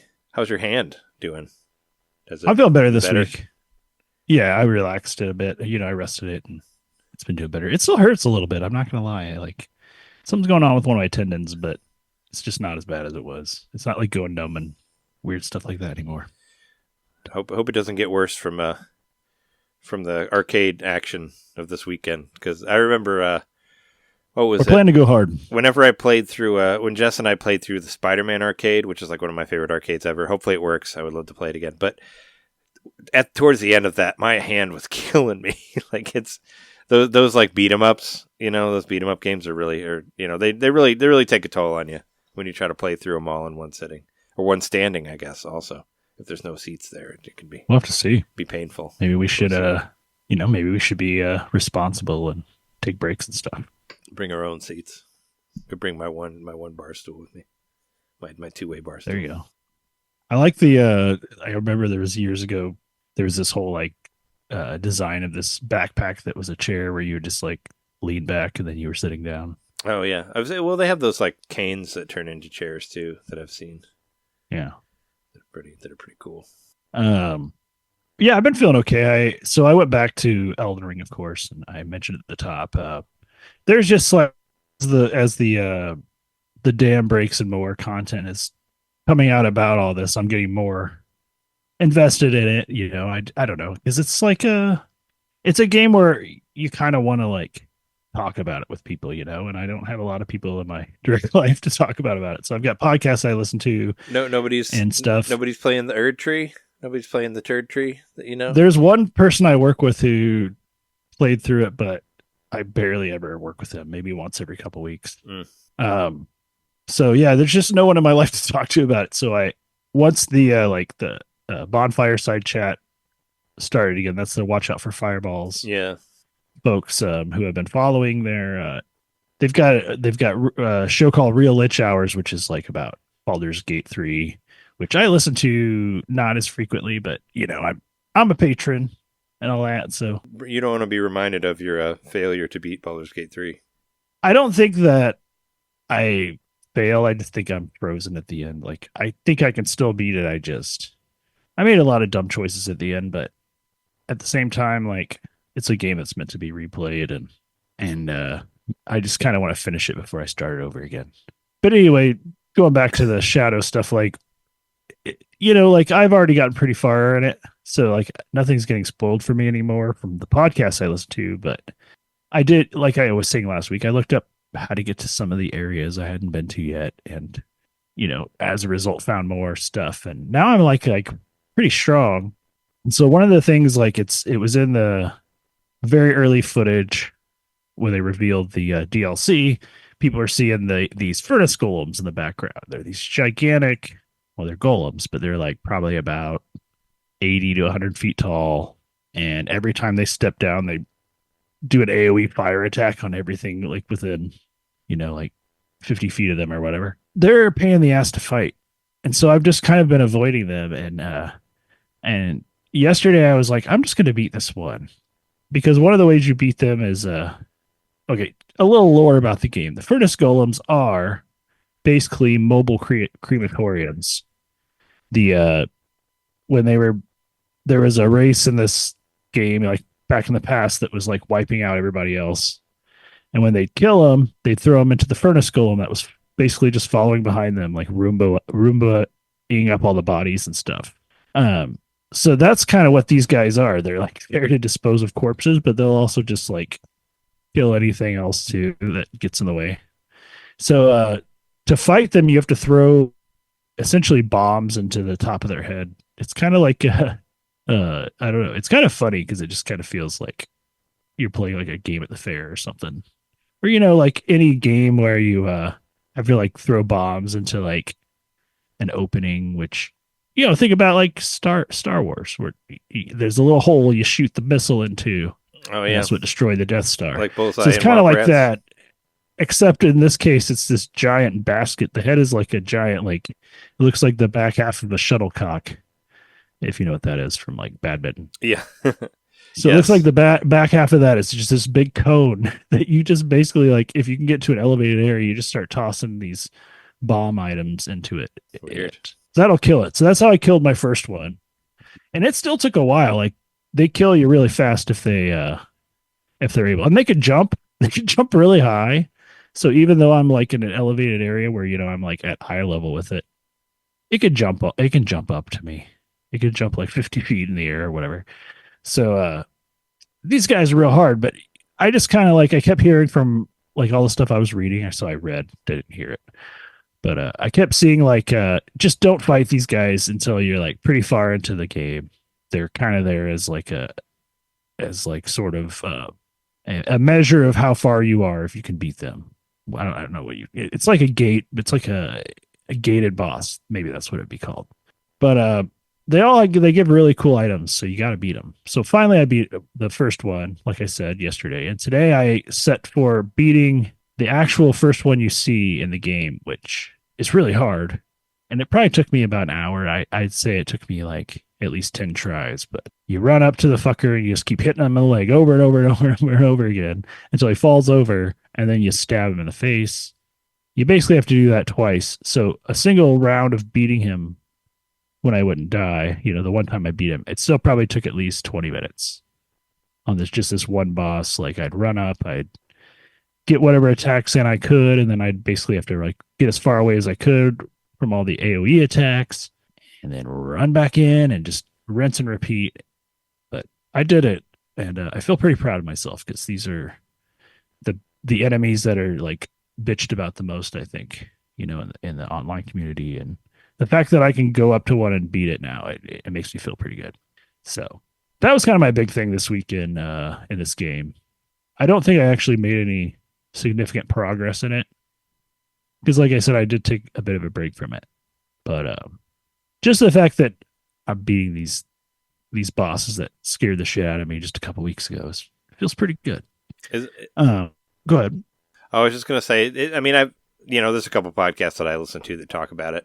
And they said the leveling up is a lot different from the original one, right? Like it's all about the skidoo tree or whatever it is now. Like the way you level up in the other one doesn't really matter as much. Like the Elden Ring way. So think of it. Or like whatever you collected, like doesn't really matter. It's kind of a dumbed down way to describe it, but think of Monster Hunter when you have to get like all new armor sets. Yeah. Kind of like DLC. That. Yeah, it's kind of like that where you go in there all tanked out, and you're gonna do pretty well you're going to do pretty well if you know how to play. But you're also going to be taken by surprise enemies that you just kind of like, you've gotten used to sort of ignoring, like the Goombas, so to speak, of this world. Mhm. The Goombas are just off there on the edge. And if he gets close to me, I'll take care of it then. But I kind of ignore it and focus on the Hammer Brother right now. Well, that Goomba's going to kill the fuck out of you. So you got to pay attention to everything. And so that's kind of how the game works. So there's a whole other leveling up system, which is really, I think you can actually look at like charts online to understand how it works, but I don't completely understand how it works. But I'm at level 12. So every time you find a Shadow Tree fragment, initially you only have to find one to level up, but then you have to find two, then you have to find three. You know what I mean? So I think eventually you're finding, I think it caps out at three. So, the first couple, you only need one, and then it starts to be like, well, now you need two, and then it gets to three. So I'm at the point where, every three of the fragments I find, I get to level up. So I'm at 12. I think the cap is 20. I think that's if you find everything. And obviously with New Game Plus, you could push that further, but I don't think they allow it. I think it does cap out at 20. But yeah, I think that's a huge part of it, and probably why I can face those furnace golems, because I am, like you said, I'm level 20. Also, I am able to craft the hefty furnace pot, which you find from, I don't remember if it was a boss, but you find it somewhere in the world, like kind of deep into the game, kind of deep into the DLC. And I had just gotten that, like I didn't look it up. I just had it. So I was able to craft the hefty furnace pot, which is that bomb item I was talking about earlier. It's the key to beating those guys in certain scenarios. Like if you can get above them and you can like toss bombs into their shuttlecock back, you're good to go. I'm gonna have to find a picture of that now. See what that shuttlecock thing looks like. I mean, the in the game, I know what a regular shuttlecock looks like. I mean, they're fucked up. They're literally made out of animated bodies of the people. The people that made the golems are genociding like crazy, and the golems made out of those bodies that they're genociding. So it's pretty fucked up. But why wouldn't it be? It's a Souls game, Sure. But I love it. I'm going to keep playing it. Obviously, Gotta beat it. It was worth every penny as far as being like something I can just kind of bumble through, and I don't have to necessarily follow a guide or anything unless I want to find new areas. But yeah, there's just some crazy fucked up shit in this game, and it's great. It's fun. I love it. It scares the shit out of me. Like the game scares me. Still, when I play it, I still yell sometimes, like out of surprise. And something about that, I hate jump scares, but something about that, I don't know. This game just keeps me on my toes.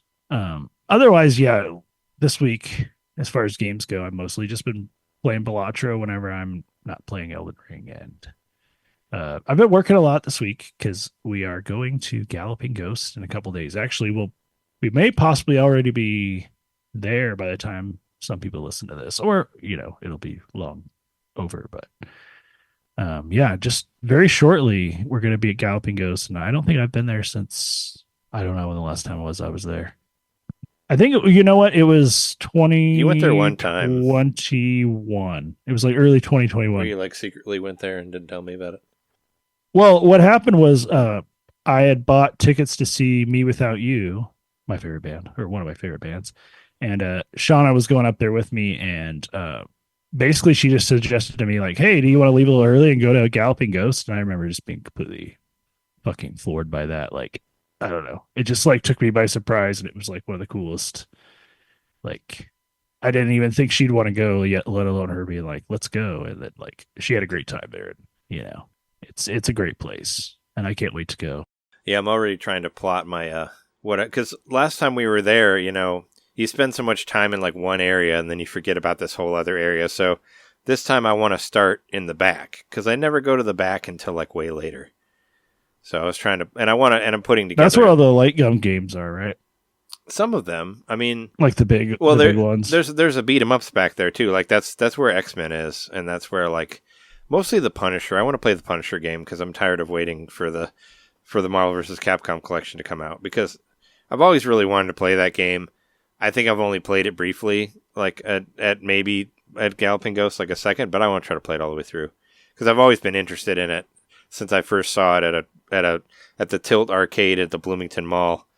And it was only released. I mean, it was only released on the Genesis, and it's a very, very expensive cartridge. Which I'm sure I said before in here, but yeah, that's a big one that I wanted to play. There's also, I mean, there's like a whole line of racing games, but there's also more racing games back there. Like it's kind of, yeah, it's kind of everything's still kind of spread around. Like they have some things next to each other, but there's also some that are by other things. And Yeah. I want to play more fighting games. Like this is stupid, but SNK versus Capcom on Switch only gives you 3 continues. You only get 3 continues.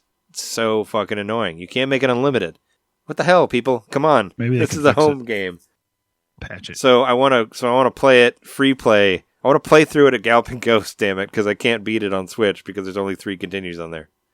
So that's what I want to do. I think that's a good reason. I want to play through that too because think I want to. Like, I'm really yet. into the Like I don't know if you recall, but I think it was you. Yeah, it was definitely me, you, and Jess who played through that huge Darius cabinet. The Darius, the Darius burst or whatever it's called. I want to play through one of those. I fucking where love those it was games. really It's like, where you sat in there and it had like the surround sound thing, and that was really cool. I like it's like multiple monitors yeah.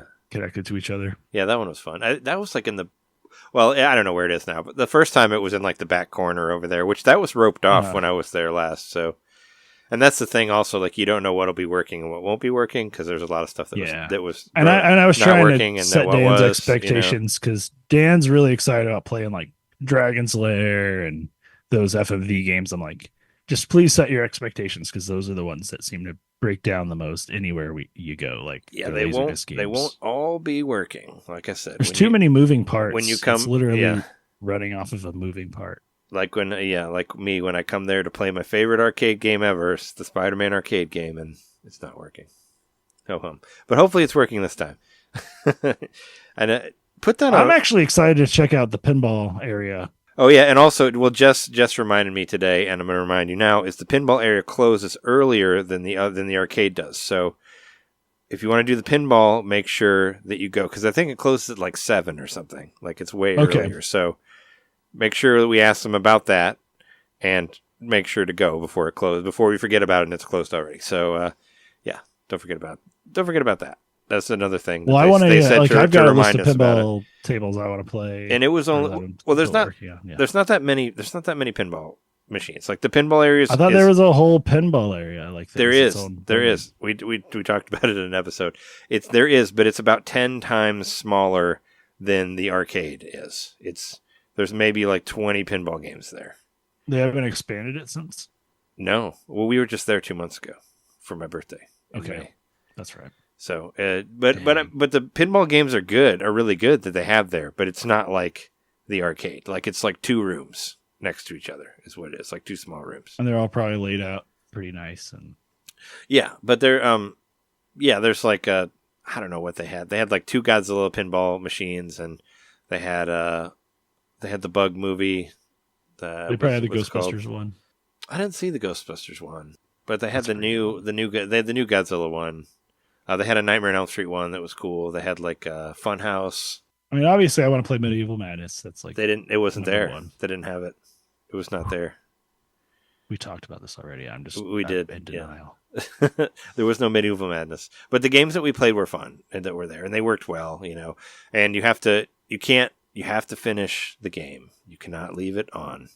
That's the rule. Is you start pinball, you have to finish pinball before you can start another one. So. Which is they probably want to have it ready to go. Also they probably don't want to hear because pinball machines where you're waiting on to hit the button or whatever, it'll say like the same thing over and over again. Like, what are you waiting for? They probably don't want to have to go over there and then go through the damn plunger and then go through the balls like to get it to end. And I get it, But yeah, there was like one guy there that he did not give a fuck about us at all. He was just on his phone, just like whatever, like the guy who was like watching over it. Yeah. Because it was just we were the only ones there. It was just the 2 of us, and but I mean it's worth going to because the pinball games are cool there. I'm just telling you that it's much, much, much, much smaller than the arcade. I guess the thing is like so, but it's only like it's like $5 extra, so it's worth it. It's not expensive or whatever to get the pinball stuff too. Oh no, I'm definitely doing the pinball. I mean, I'd be interested in checking out other stuff like I don't know if we can visit other spots. If we might have to actually talk to What Doc like Mack in order to do it. But what, like I want to like see like the auto shop. Or I wanna his see, his the- martial arts place and the gym or whatever? Yeah, Like this I would place love to is- see all that. I would love to see all that. I've been like really fascinated by I walked kind of the past it. expansion of it. I walked past it and looked in it, but I don't think it was open. But I don't know. I mean, I'm interested like throughout the day if we do happen to chance across Doc Mack, make a big deal out of it being my bachelor party and He'll probably be there. batch of people party. That's I'm what gonna bring. we Well, call in our parties. it doesn't. Yeah, it doesn't matter though. Well, because you're the bachelor, and I she's know. the bachelorette. That's the party's about you, not the. That's not referencing the people that are there. I But get you, it. but you can call it still there. like But you it can call it better. that if you want. I But like it's- it better. But it doesn't make sense with Well, with the actual term of what what And bachelor and means. truly, as far as like, I was trying to, but it's hard to like make it come across. Maybe I need to, because like I was going to refer to my side as like my party, but it's like my RPG party. Oh, sure, yeah. So that's kind of more of like kind of my idea. Like we're going to play a bunch of video games together, but y'all are my ride or dies as far as if we were gonna like, you know, We had should to, all- like, we should all defeat come a out- dungeon all of a sudden. We should all come up with different classes for ourselves. I'm not playing as a healer or a cleric or whatever. Actually, I don't really care. I'm probably I the could- bard. I of the could group. I could play as There's whatever. no way around it. Well, you want to be the bard, so you can be the bard. I always figured. Well, I would be the bard. we had a whole Patreon episode about this, about RPG classes compared to our jobs that we've had. But I consider myself a machinist because that's how when I use my audio recorder, like I use the machine to make money. So that's probably the one I'd identify the best with as a machinist. Yeah, I guess I'm mostly a cook, so I'm just taking care of people. I'm probably more of a healer than a. But you know, you have to heal the soul too, and I got songs. You could be like that one guy. What was the guy that everybody liked? Garl? What's his name from from the? The Witcher. No, not The Witcher. The one, the RPG that you beat. That's like Super Mario RPG. Oh, that is Garl, right? He was like the fighter cook. Yes, girl. Yeah. Yeah, that guy was cool. Yeah. I liked him from what I played. Yeah, like a lot of people, you didn't like him. I mean, I like him, but you haven't played through the game. Never mind. No, he was more interesting than the two main characters, right? I mean, he's Because they're the kinda most boring. interesting character in the entire game. Like, having finished the game, I will say that's the most interesting character in the whole game, and that's all I'll say. I liked him. He was like the warrior cook or whatever. He's the best character in the entire game, Yeah, I keep forgetting that game came out. easily. I need to Easily. go back and play it sometime when I have time. Just think about like the best character in Dragon Quest 11. Sylvando? I mean, truly the best character, not like. Sylvando was my favorite. I love Sylvando. He was awesome. I mean, like the most powerful, his the most his parade of smiles or whatever. complex, the most. Who I don't know. Anyway. who do you think is the best character from? I mean, you should like Sylvando. He's like the bard. He's the My favorite character is the. He's the performer. Well, I mean, spoilers on a 10-year-old game, but the one who died. Oh, I thought they all came back to life. Oh, Well, in you're the talking about? Are you bonus. talking about the kid? Yeah, Oh, that's my favorite character. oh, by spoiler! far. Spoiler! She didn't die. Oh, I know, but she did. If you don't finish the game, which I never did. If you don't get to if you don't get to second credits, you find her later. Of course, nobody dies. I knew I would. I mean, that's the whole point of continuing to play. But Also, in second credits, you can marry whoever you want to, including Sylvando. So it's pretty awesome. As the main character. But I yes, mean, I but, already know that I'd marry. but Sylvando's the best one, best character. I would not marry Sylvando. Just for the fun of it. Come complicated. on, we gotta have homosexual Nah. marriages in some games.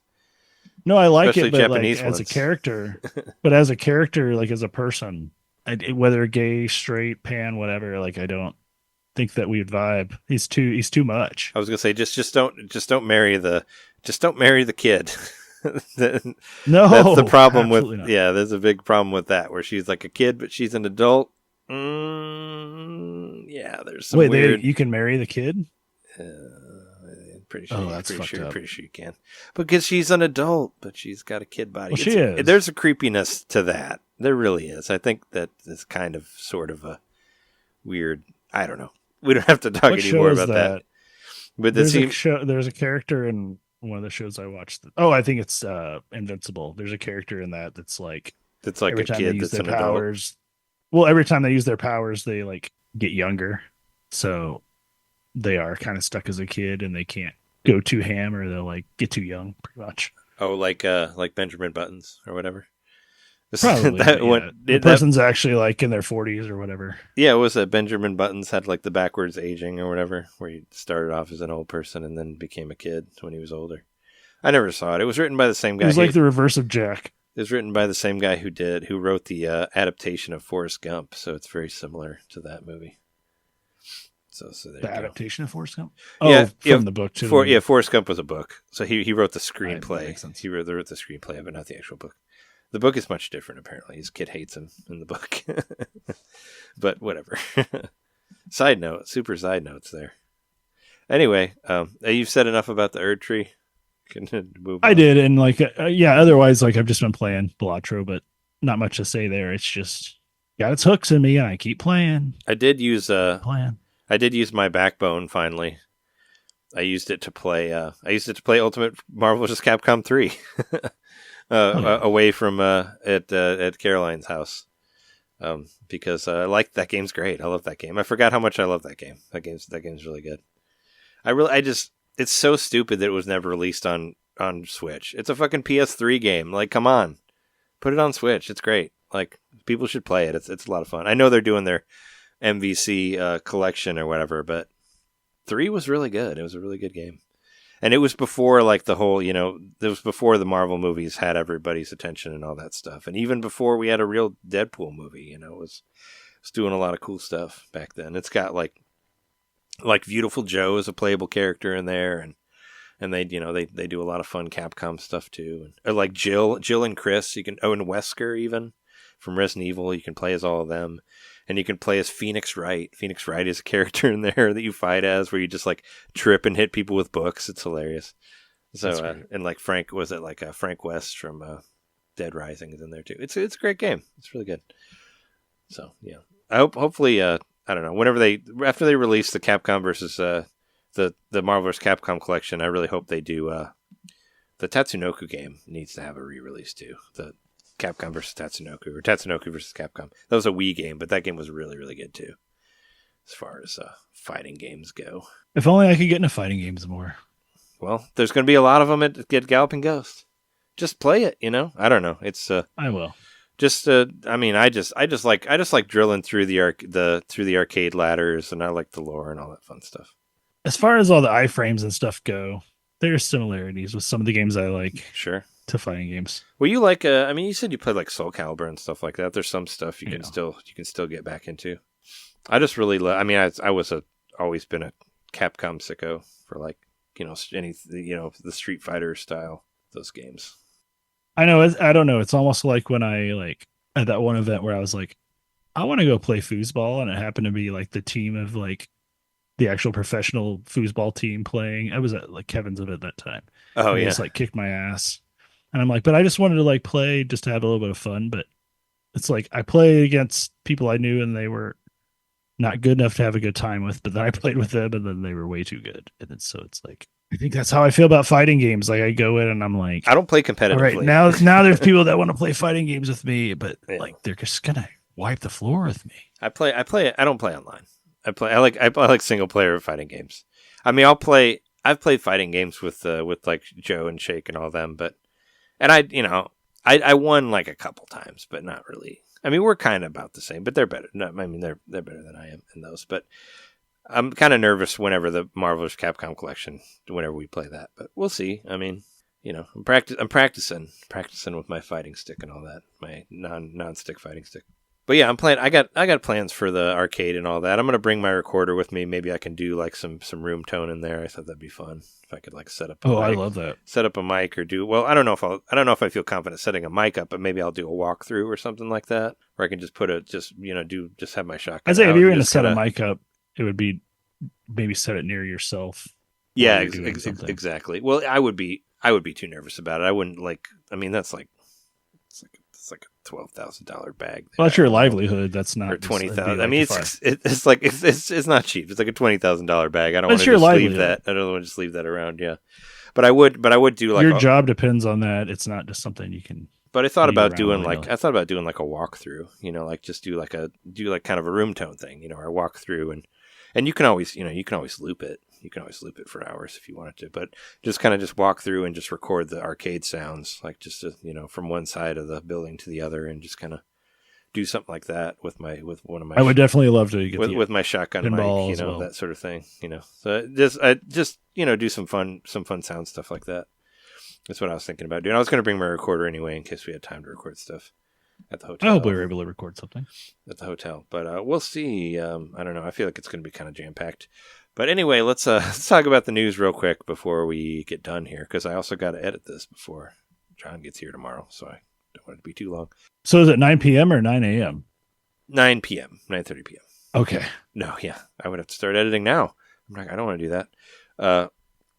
No, yeah. I mean, maybe he'll go to bed early and I can stay up and finish it or whatever. But we'll see. I mean, I'm playing it by ear here. You can just record the part that he missed. Just have him give his thoughts. No, that would make it longer. Anyway, let's talk about the news. News. Don't snooze or you miss the news. I'll just talk about the new releases. We talked about Pinball Quest already. It came out today as the recording of this, the 31st. Hooray, it's there. Star Wars Bounty Hunter is coming out on the 1st. I actually checked to see if it was out because I really want to play it. I watched a couple of reviews of it today, Star Wars Bounty Hunter. It came out in the best year of video gaming, 2002, which you can hear us talk about that on the Patreon as well. But it was it was a prequel to the prequels. It was a prequel to Episode 2 back in the day, which people are coming around to Episode 2 now. But I was a fan. You were a fan too. You were with me there. We saw Episode 2 together. I liked Episode 2. I always liked that movie, but everybody was like, "Oh no, it's the worst," and I was like, "No, I liked it much better than 1. It's better than 1. I thought 1 was awful. Better than 3. No, I love 3. 3's my favorite of the prequels. I think 2's better than 3. Oh really? Okay, well, 3. I don't know. 3's got those amazing lightsaber battles. Well, there's some good battles in 2 also, but wait, which one does he kill all the younglings? That's 3. Oh yeah, 3 is the best one. Yeah, no, 3's my favorite of the prequels. Yeah, that's where he kills all the younglings in 3. When he goes full Vader style. Yeah, he goes full Vader and kills them kids. Well, Lucas wanted him to be very, very evil, so he wanted them kids to get killed. So yeah. Anyway, but yeah, Star Wars Bounty Hunter. If you ever wanted to know the backstory of Jango Fett and why he became the basically the why they based all the clones off of him, that's what the story is. Is basically Count Dooku sends him after this evil Jedi to kill, and you get to go through all these different Star Wars worlds. And it kind of reminded me of Metroid Prime at the time. It kind of had that inspiration, where you could target the characters and move around and you shoot everybody. And the one thing I didn't like about it at the time, and I'm sure they haven't fixed this, was it was kind of hard to target to figure out who your bounties were. Because you have to go to a different menu and you had to scan people, and a lot of times people automatically attack you in whatever world you are, and you just kill everybody. And if you kill a bounty, even though you can get money for it to be dead, you still can't count it because you have to scan them while they're alive for it to count. And that was annoying, but I didn't remember. I just went through the whole thing without getting bounties. I was like, fuck. Is there a way to take people back alive? I mean, you would have to reload your save or whatever.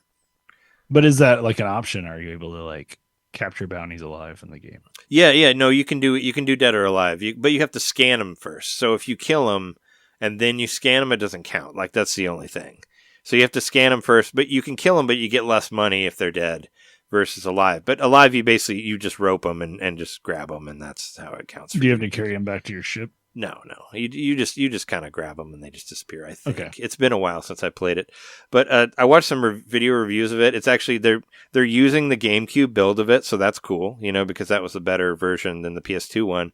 And they took the GameCube one, but they did do a lot of stuff. They've actually redone the graphics completely. I saw comparisons, so they did kind of redo the polygonal characters and all that, and they do look different. They're more detailed and all that, and they changed the control. Apparently, people didn't like the original control scheme. I remember it being really hard. I remember you had to hit a whole bunch of buttons at once, and I remember trying to play the game and using my nose to hit some buttons because I didn't have enough fingers to hit them all at the same time. I remember that being how many fingers do they think I have here? I remember being really difficult in that way, but I had a really good time with the game when it came out. I loved it. I thought it was a lot of fun. So because I enjoyed Episode 2, and I liked all that Episode 2 lore or whatever. So we'll see. I've already bought it and preloaded and all that stuff, so I'm excited to play it. I mean, we got this thing this weekend, so I don't know if I'll have much time to get through it, but I definitely want to see what it looks like. And I thought about, recording some stuff and putting it on YouTube or whatever, but we'll see if I have time for that or not.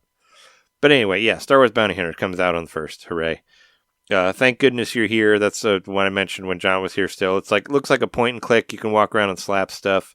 It's a very British comedy. I don't know. It looked funny. Like, and the animation looks really cool. Like, and I guess your character changes size depending on whatever situation you're in, which is kind of cool. So you could be really big or you could be really tiny, and there's kind of some platforming to it. Like, I thought it looked really neat. Like, I really liked the way the art style was and all that, and it's on sale for $16. So this isn't like that. People who made the Untitled Goose Game did a big indie reveal of whatever their next game is. This isn't that, right? No, this is the same producer, but not the developer. Okay. Not the same developer, but it is the same producer of that. But it kind of has some of the same Goose Game charm where you can go and fuck with people. Like, you can run around and slap people in the face and have them get pissed at you, like that sort of thing. Like, where you're kind of taunting people like you would as the goose, but it's a different developer. But it has... Apparently, it feels like kind of feels like that game. You're playing a morally ambiguous character, and everything is and everything is all it kind of the way the characters were in that game. They're kind of similar, I guess. Like the way where you could piss off people or whatever. So I don't know. I watched a couple of reviews of it. I kind of want to play that game again. It's been so long. I played through it so fast when it came out. I never beat it. I loved it. I got stuck on a thing and I just couldn't get past it, and other shit came out. I should go back and beat it sometime. I know John talked about this in previous episode. Tamba Special Edition is coming out this week for $19.99. It's a remake of a PlayStation 1 game, I think. It looks pretty good.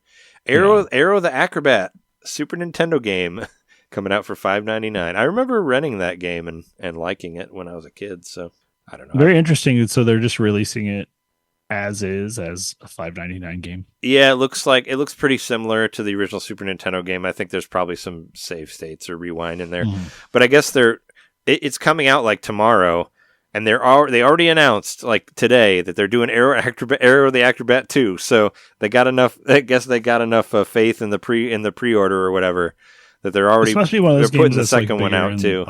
Europe than it is here or something. Did you ever play Arrow the Acrobat? I thought it was. I mean, it was better than Bubsy. That's for sure. I remember Arrow the Acrobat.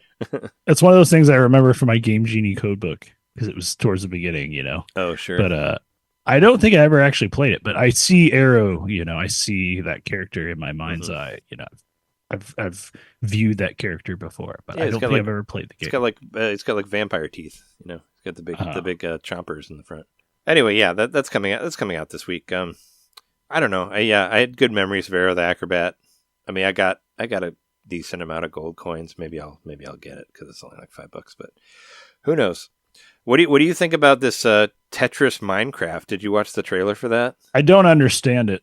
I don't understand it either. I thought maybe you would enlighten me in it because you understand Minecraft and I don't really. No, I had no fucking clue what was happening there. It's the blocks are falling. Oh wait, no, it's an entire room that they're walking in. Right? Oh wait, no, they are throwing blocks at each other. I have no fucking clue what's happening, and I could have probably done some research and figured it out. But to me, it looks like I don't know why it's like Tetris other than the music and the and taking the the already present cubes and turning them into tetrominoes or whatever. That's kind of all I gathered from it. So it's oh, cool, this makes sense. Tetris is made, the tetrominoes are all, what is it? They're all made out of 4 bricks and different variations. And in Minecraft, everything is, for the most part, everything is a single brick or a group of bricks that add up to even amounts of bricks. So that's all I got from it. I don't know what the fuck the people were doing when they're walking through and blocks are disappearing and they're throwing shit. I'll try it, but I'm definitely gonna wait till there's some kind of impressions and it's explained. It's free, right? Isn't everything just added to Minecraft? I don't think you need to pay for it. No, Minecraft's it's like a Roblox or like a Fortnite. You get it, but you can buy extra shit. Like I thought it was like because there's like the Minecraft. It's not like battle passes, but you can buy like expansions, and then you can exactly. So it's probably what they're doing is they're putting it on the store, and then you pay like a flat fee to get the Tetris, and then you can either apply it to your already existing world, or maybe it's got its own world you load. I mean, you know that from the because you had didn't you have the Wii U version that had the Mario? Yeah, the Wii U one, but the Mario stuff was free on there. Like you didn't have to pay for it; it was just automatically available. Well, that was because it was the Nintendo edition. Oh, sure, yeah. So I figured it was like that, and there was the Star Wars stuff too. But I never the whole structure of Minecraft's changed a lot since then. I never looked into whether that was free or not because I haven't. Because I don't know if Microsoft owned it at the time that it came out on the Wii U. I think it was still. I don't think they did. I think it was before they like absorbed them. So yeah, it's the whole like business model to me. It's like Roblox. You know, like there's all these games you can buy to play within it, and that's cool. Like I think I paid $2 for a Skyblock because I just love Skyblock, and I played it for not very long, but you can find those things in there if you were watching, you know, all the different like challenges YouTubers were doing back in the early 2010s. You can still find that stuff on there, but as far as I know, like whatever this Tetris stuff is, like it's some sort of mini game that's been built into it, and that's cool. But the trailer didn't reveal anything to me about what that means. Yeah, I was pretty confused on it too. I was like, man, I wish this was just a Tetris 99 event because then I could just play it and get a Minecraft theme and move on. Exactly. But I mean, but also I know you were really into Minecraft, and it was fun when we played it like multiplayer, but I would never really, I don't know, was never really my thing. I still like it, and I mean, whenever I do eventually go back to it, I'll probably play it a bunch. But it's just one of those things that I don't know. I think the game like gives back what you put into it, and if you're not really passionate about how you're playing it, then you're probably not gonna have much fun. So that's basically how Minecraft is. So yeah, if the Tetris thing is really cool and important, then I'm gonna play it. But until I see something about it that's like, if you're a Tetris fan and a Minecraft fan, like you have to play this.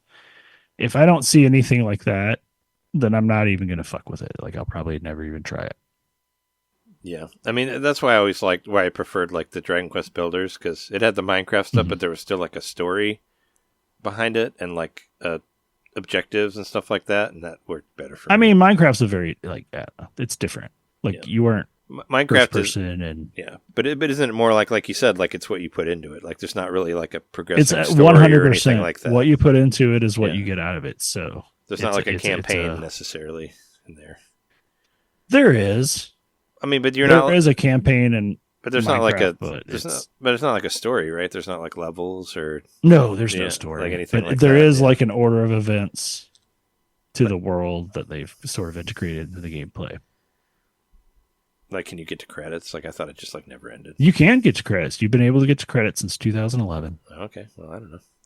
I just the way that the Dragon Quest Builders made it a little bit more, I guess, understandable for me, where it's like, go do this. Okay, got it. Let's do it. Even though I never beat either of those, but you beat 2. There's totally credits. There's credits.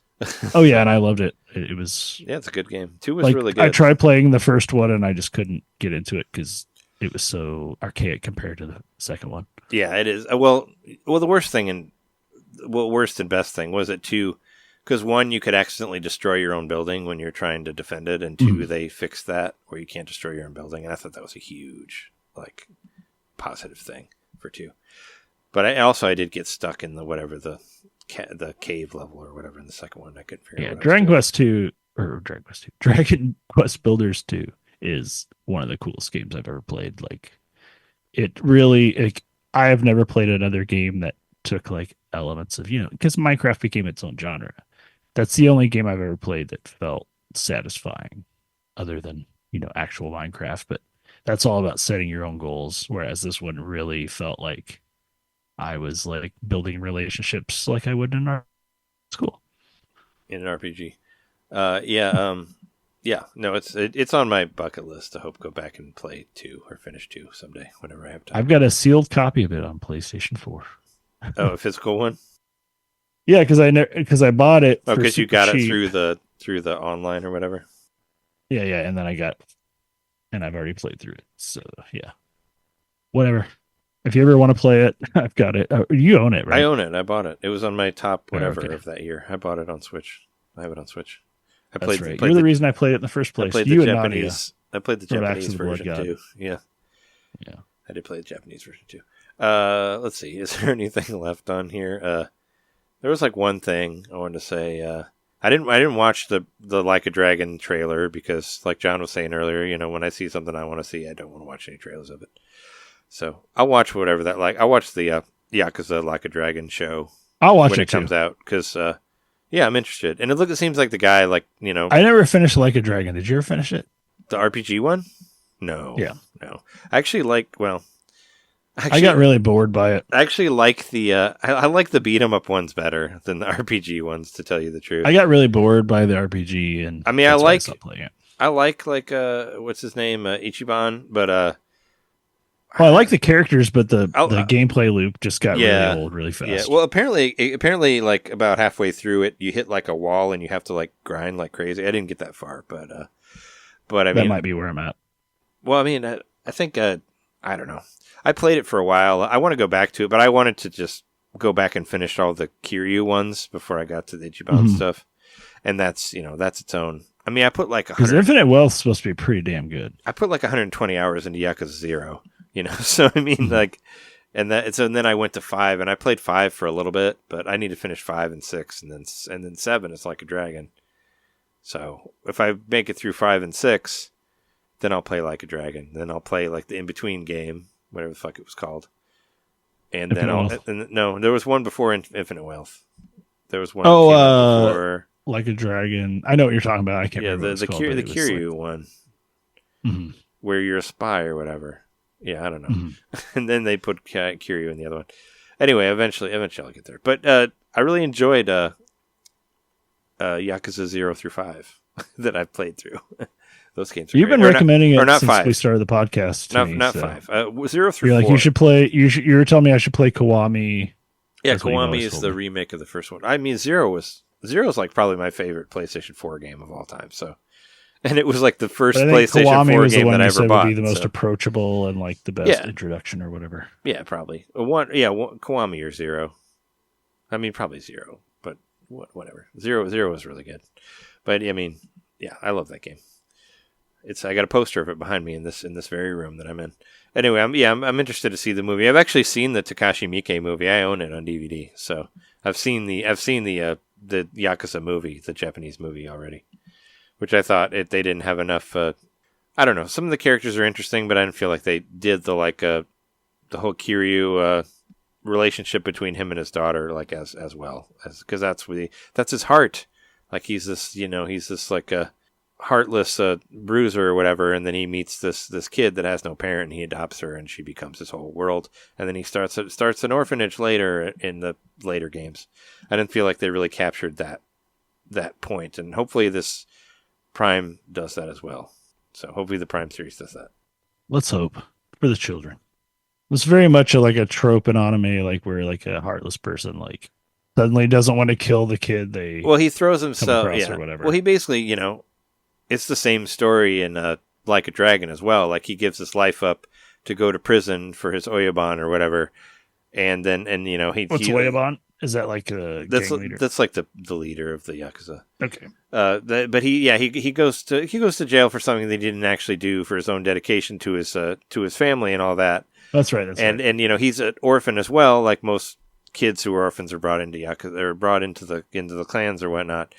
And but he meets this kid Haruka, and Haruka becomes like his major focus, and that's what I thought was beautiful about the original game, was all about meeting her, and then it goes from there. In 3 he moves to Okinawa and starts his own orphanage and all that, and raises other homeless children or parentless children and that sort of thing. And anyway, it's a great story. Kiryu's a stand-up dude. Hopefully they do him right in that in the Prime Video show. There's the Mario and Yoshi Lego that I thought looked pretty cool. It's like an actual like 16-bit Lego. Like it's the first Nintendo Lego thing that I've actually given a shit about, to tell you the truth. Because I wish I cared about it, but the other I ones don't, I thought because looked it's stupid. like because it's a sprite that I've like already perler beaded, and I've You don't want like, to put that sprite together with Legos? Yeah, you've already put it together in other ways. Also, Yoshi's tongue's too short. It's like, oh, Yoshi tongue. It's like sticks out like half an inch. Well, I mean, I think it's just because of the structure of it, because of the way, because it can only go so far in to come so far out, you know? Just of all the sprites, I don't know. That's just one of the ones I'm like over. But I'm a very specific demographic. Sure. People I'm that just have saying, made the sprites. I like already in Lego other stuff, forms. but I've never given a shit about any of the Nintendo ones, and I thought that one was kind of cool. And it's only $130. Most of them are like $600 or something like that. Like I thought that, I don't know. I didn't give a shit about the Deku Tree or whatever one, like the Zelda one. The Mario like TV. And that was like is probably $500. the coolest one I've seen. And then I didn't get to see that in person, but I did go to a friend's house and see the cube, the Mario 64 cube that has like the little miniature like dioramas of the levels and stuff in it. When you open it up, I haven't even heard of that one was really, really cool. Well, that came out like 3 or 4 years ago. It's been out for a while, but yeah, it looks like a question block, but then it like pops, like you can slide it open. There's all these little dioramas of the different levels in Mario 64. And it's pretty cool.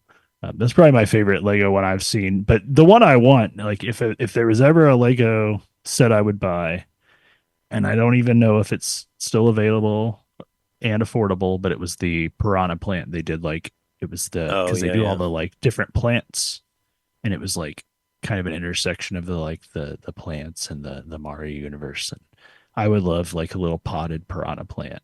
And I bought the Audrey 2 knockoff you bought the thingy, off one. Yeah. I was never able to build that proper. So yeah, that's the only Lego set I cared about. It's kind of funny though. I might as well mention it. I did go to Toys R Us this week. Oh yeah. That should have been in your Erdtree stuff or whatever. Yeah, It should have. Yeah. Yeah, it was well, maybe it's an idea of Toys R Us. Maybe like the small.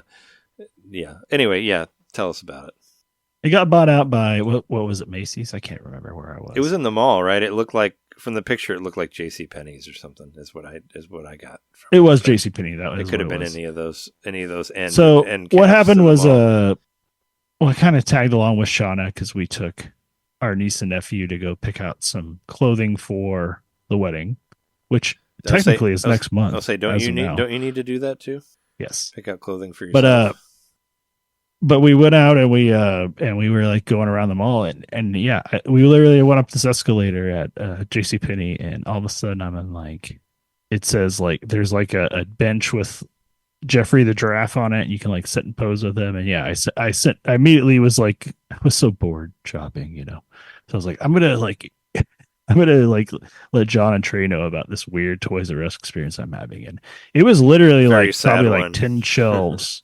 Yeah, 10 little like shelf displays of stuff, but the whole area was branded as like the Toys R Us area. But all the toys were just super, I don't know. It looked like just one little tiny circle like within the store where it's like, yeah, I saw the picture of the world of Nintendo that's just like a couple empty shelves with toys on it. It was like it was basically like 5 different things you could buy. They weren't amiibo, they were like the weird World of Nintendo figures, and then some weird, like there was like a big Bowser and then like this Yoshi. I don't think I sent you the weird Yoshi video I took, but the Yoshi you could buy was like, it would play like the Yoshi's, the music that would play was like, God damn it, was a Nintendo 64 game. Yoshi Story, yes. It's a Yoshi Story music that plays, and you can basically get Yoshi to kind of like wave his arms a little bit with these like buttons. You can like these like, you know, like you hit his tail and his arms like do this thing, and he goes, yeah. Does it play the ska song? Because it should play the Yoshi ska song. It doesn't play ska, sadly. I would say you've heard that song, right? Pretty pumped. Because I was pretty. I mean, I was into ska. Like I was hardcore into ska when Yoshi Story came out when I was in high school, and I was like, "Whoa, there's a Nintendo game with a ska song in it. What the fuck?" You would have heard about it. It kind of blew my mind. I had heard the ska, it would have been a very different experience for me. Because I bought the soundtrack that was in the shape of Yoshi's head. No, you showed me that. That was really cool. And it was on there. Yeah, I've seen people. I actually saw stuff like like on Twitter, like lately, with somebody being like, here's the Diddy Kong Country or the Diddy Kong Racing soundtrack on Diddy's head, but it never worked. I was like, no, you needed a CD player with a tray that came out, and you put it on there, and then it played. It's like me. It needs to be like the recessed tray. Me being the like old 3 fucker inches. over here, telling you that those shaped CDs did actually play, but you had to play them in the CD players that existed at the time which were not the ones where you put them in the front like a Wii or whatever. Like that shit wasn't around when that CD was made, so that's why, whatever. But that's why, it worked. It had to have a recessed tray, as you said. Like myself, I feel like a recessed tray right now. But I was wondering if you were going to mention that. but yeah, anyway, no, I'm sorry you saw such a shitty Toys R Us. I saw signs for like Toys R Us experiences in Chicago. Is that what it means? You go to a store in a mall and just look at a little tiny circle of like 2 toys and be like, there it is, no games. Miff. I mean, mostly I was bummed because I was like, at the time they were like, I guess my sister-in-law and Shauna were like, why don't you like watch the kids? We're going to go over here and look at some clothes for Finn, the boy. He hates shopping. So he doesn't want to actually look at the clothes. He just wants to hang out in the toy section with me. I hated shopping too when I was a kid. Well, I hated and I'm hanging out with shopping. the kids, and they're looking at all the different toys. And I'm like, I'm pretty bored. And they're like, what? And I'm like, why did I just tell the other kids that I was bored? Like, Oh, you didn't have fun looking at the toys? Toys are fun. no, I got bored. The toys were boring. Oh, There weren't very many cool toys. I mean, you're probably not looking for AEW figures like I am. Oh, well, maybe the coolest they probably toy didn't have any there. No, there was no AEW figures. No AEW figures? There's nothing like that. Yeah, I love perusing the toy section. No, the toy section sucked. But they didn't have like comic toys or wrestling toys or whatever. Or Star Wars toys. Nothing like that. Yeah. They did have the one thing I saw that I recognized. They had a Ninja Turtles thing, but it was like these Hot Wheels monster trucks that looked like Ninja Turtles. Oh, so they had like the bandana and the face and everything, but that was like the front of the truck. I was like, well, that's kind of cool, but I don't really like it that much. But Hot Wheels and Ninja Turtles, I recognize that stuff from my youth, so that's kind of cool. But mostly it was just a bunch of dumb toys and then. Dumb toys. Yeah, I don't know. I was just really bored. There was no video game stuff other than the really, vapid Nintendo section that might as well not have existed. So, I don't know. I literally told the 2 kids, ages like 8 and 5, that I was bored, and they're like, "What?" They were confused that I told them I was bored. The toy section. You didn't like ask you didn't ask them like what their favorite Nintendo games were or anything like that. You didn't want to know like what the kids are into. Oh, I know all about that shit. They tell me that shit all the time. I don't need to like quiz them in the Toys R Us. My niece was like running around showing me the toys that she thought were the ugliest. That was pretty fun. She's like, I hate this toy. The way that this doll's hair hangs down is awful. I'm like, I agree. Yeah, it's a really bad looking toy. You also didn't like the toys, so you got a lot to talk about there. I was just really bored. And like I was like, do you kids want to keep looking at this stuff? Because I'm kind of bored. They're like, what over here? I guess there was Stupid no like. No, I like those kids. No games. The kids are dumb. No GameStop or Lego Land. There wasn't like a section to like stand and play a game. Like the best thing I got. I mean, it was in a mall, right? Trip was you can't go to. Yeah, the whole thing I got. There was like a little kiosk in the middle of the mall where they had like one of those bootleg. Like you can buy like a USB stick. Yeah. You plug into your TV and then it's got a bunch of like games on it. And I was like, this is the closest I've felt to not bored since I've been here. And I was playing some bootleg ass game where I was just like, it was like an R-Type game, but it was like not R-Type, obviously. Speaking of bored, we should probably shopping is great. Get through the rest of this episode so the people listening to it don't get bored. Yeah, I'm just gonna say like 2 more things and we can be done. It's the official Game Boy United States anniversary today.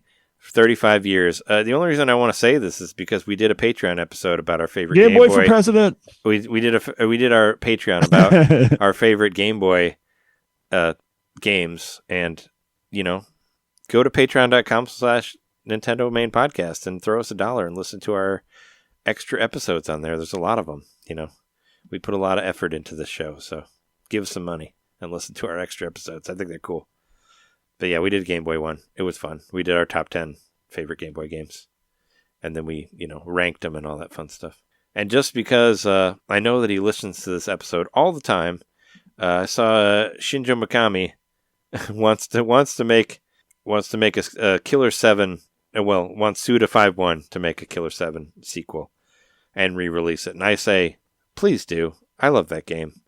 I would love to play it on Switch, and I would love to see a sequel to it, even though the game actually does have a sequel within it. Because if you beat Killer 7 on GameCube, spoilers, you get to play Killer 8, where you get to play the game again with an 8th character on there. So it is like a sequel, but it's way harder. It's very much harder. But yeah, that was a weird-ass game. I would love to play it with gyro aiming or something like that. I always thought it'd be a fun Wii game because you had to aim at all those weird, all those weird like horror creatures. Like, talk about a freaky game. I think Killer 7 is still one of the scariest games ever. Like, it's just the audio recording of it is so freaky. I've talked about it before on here.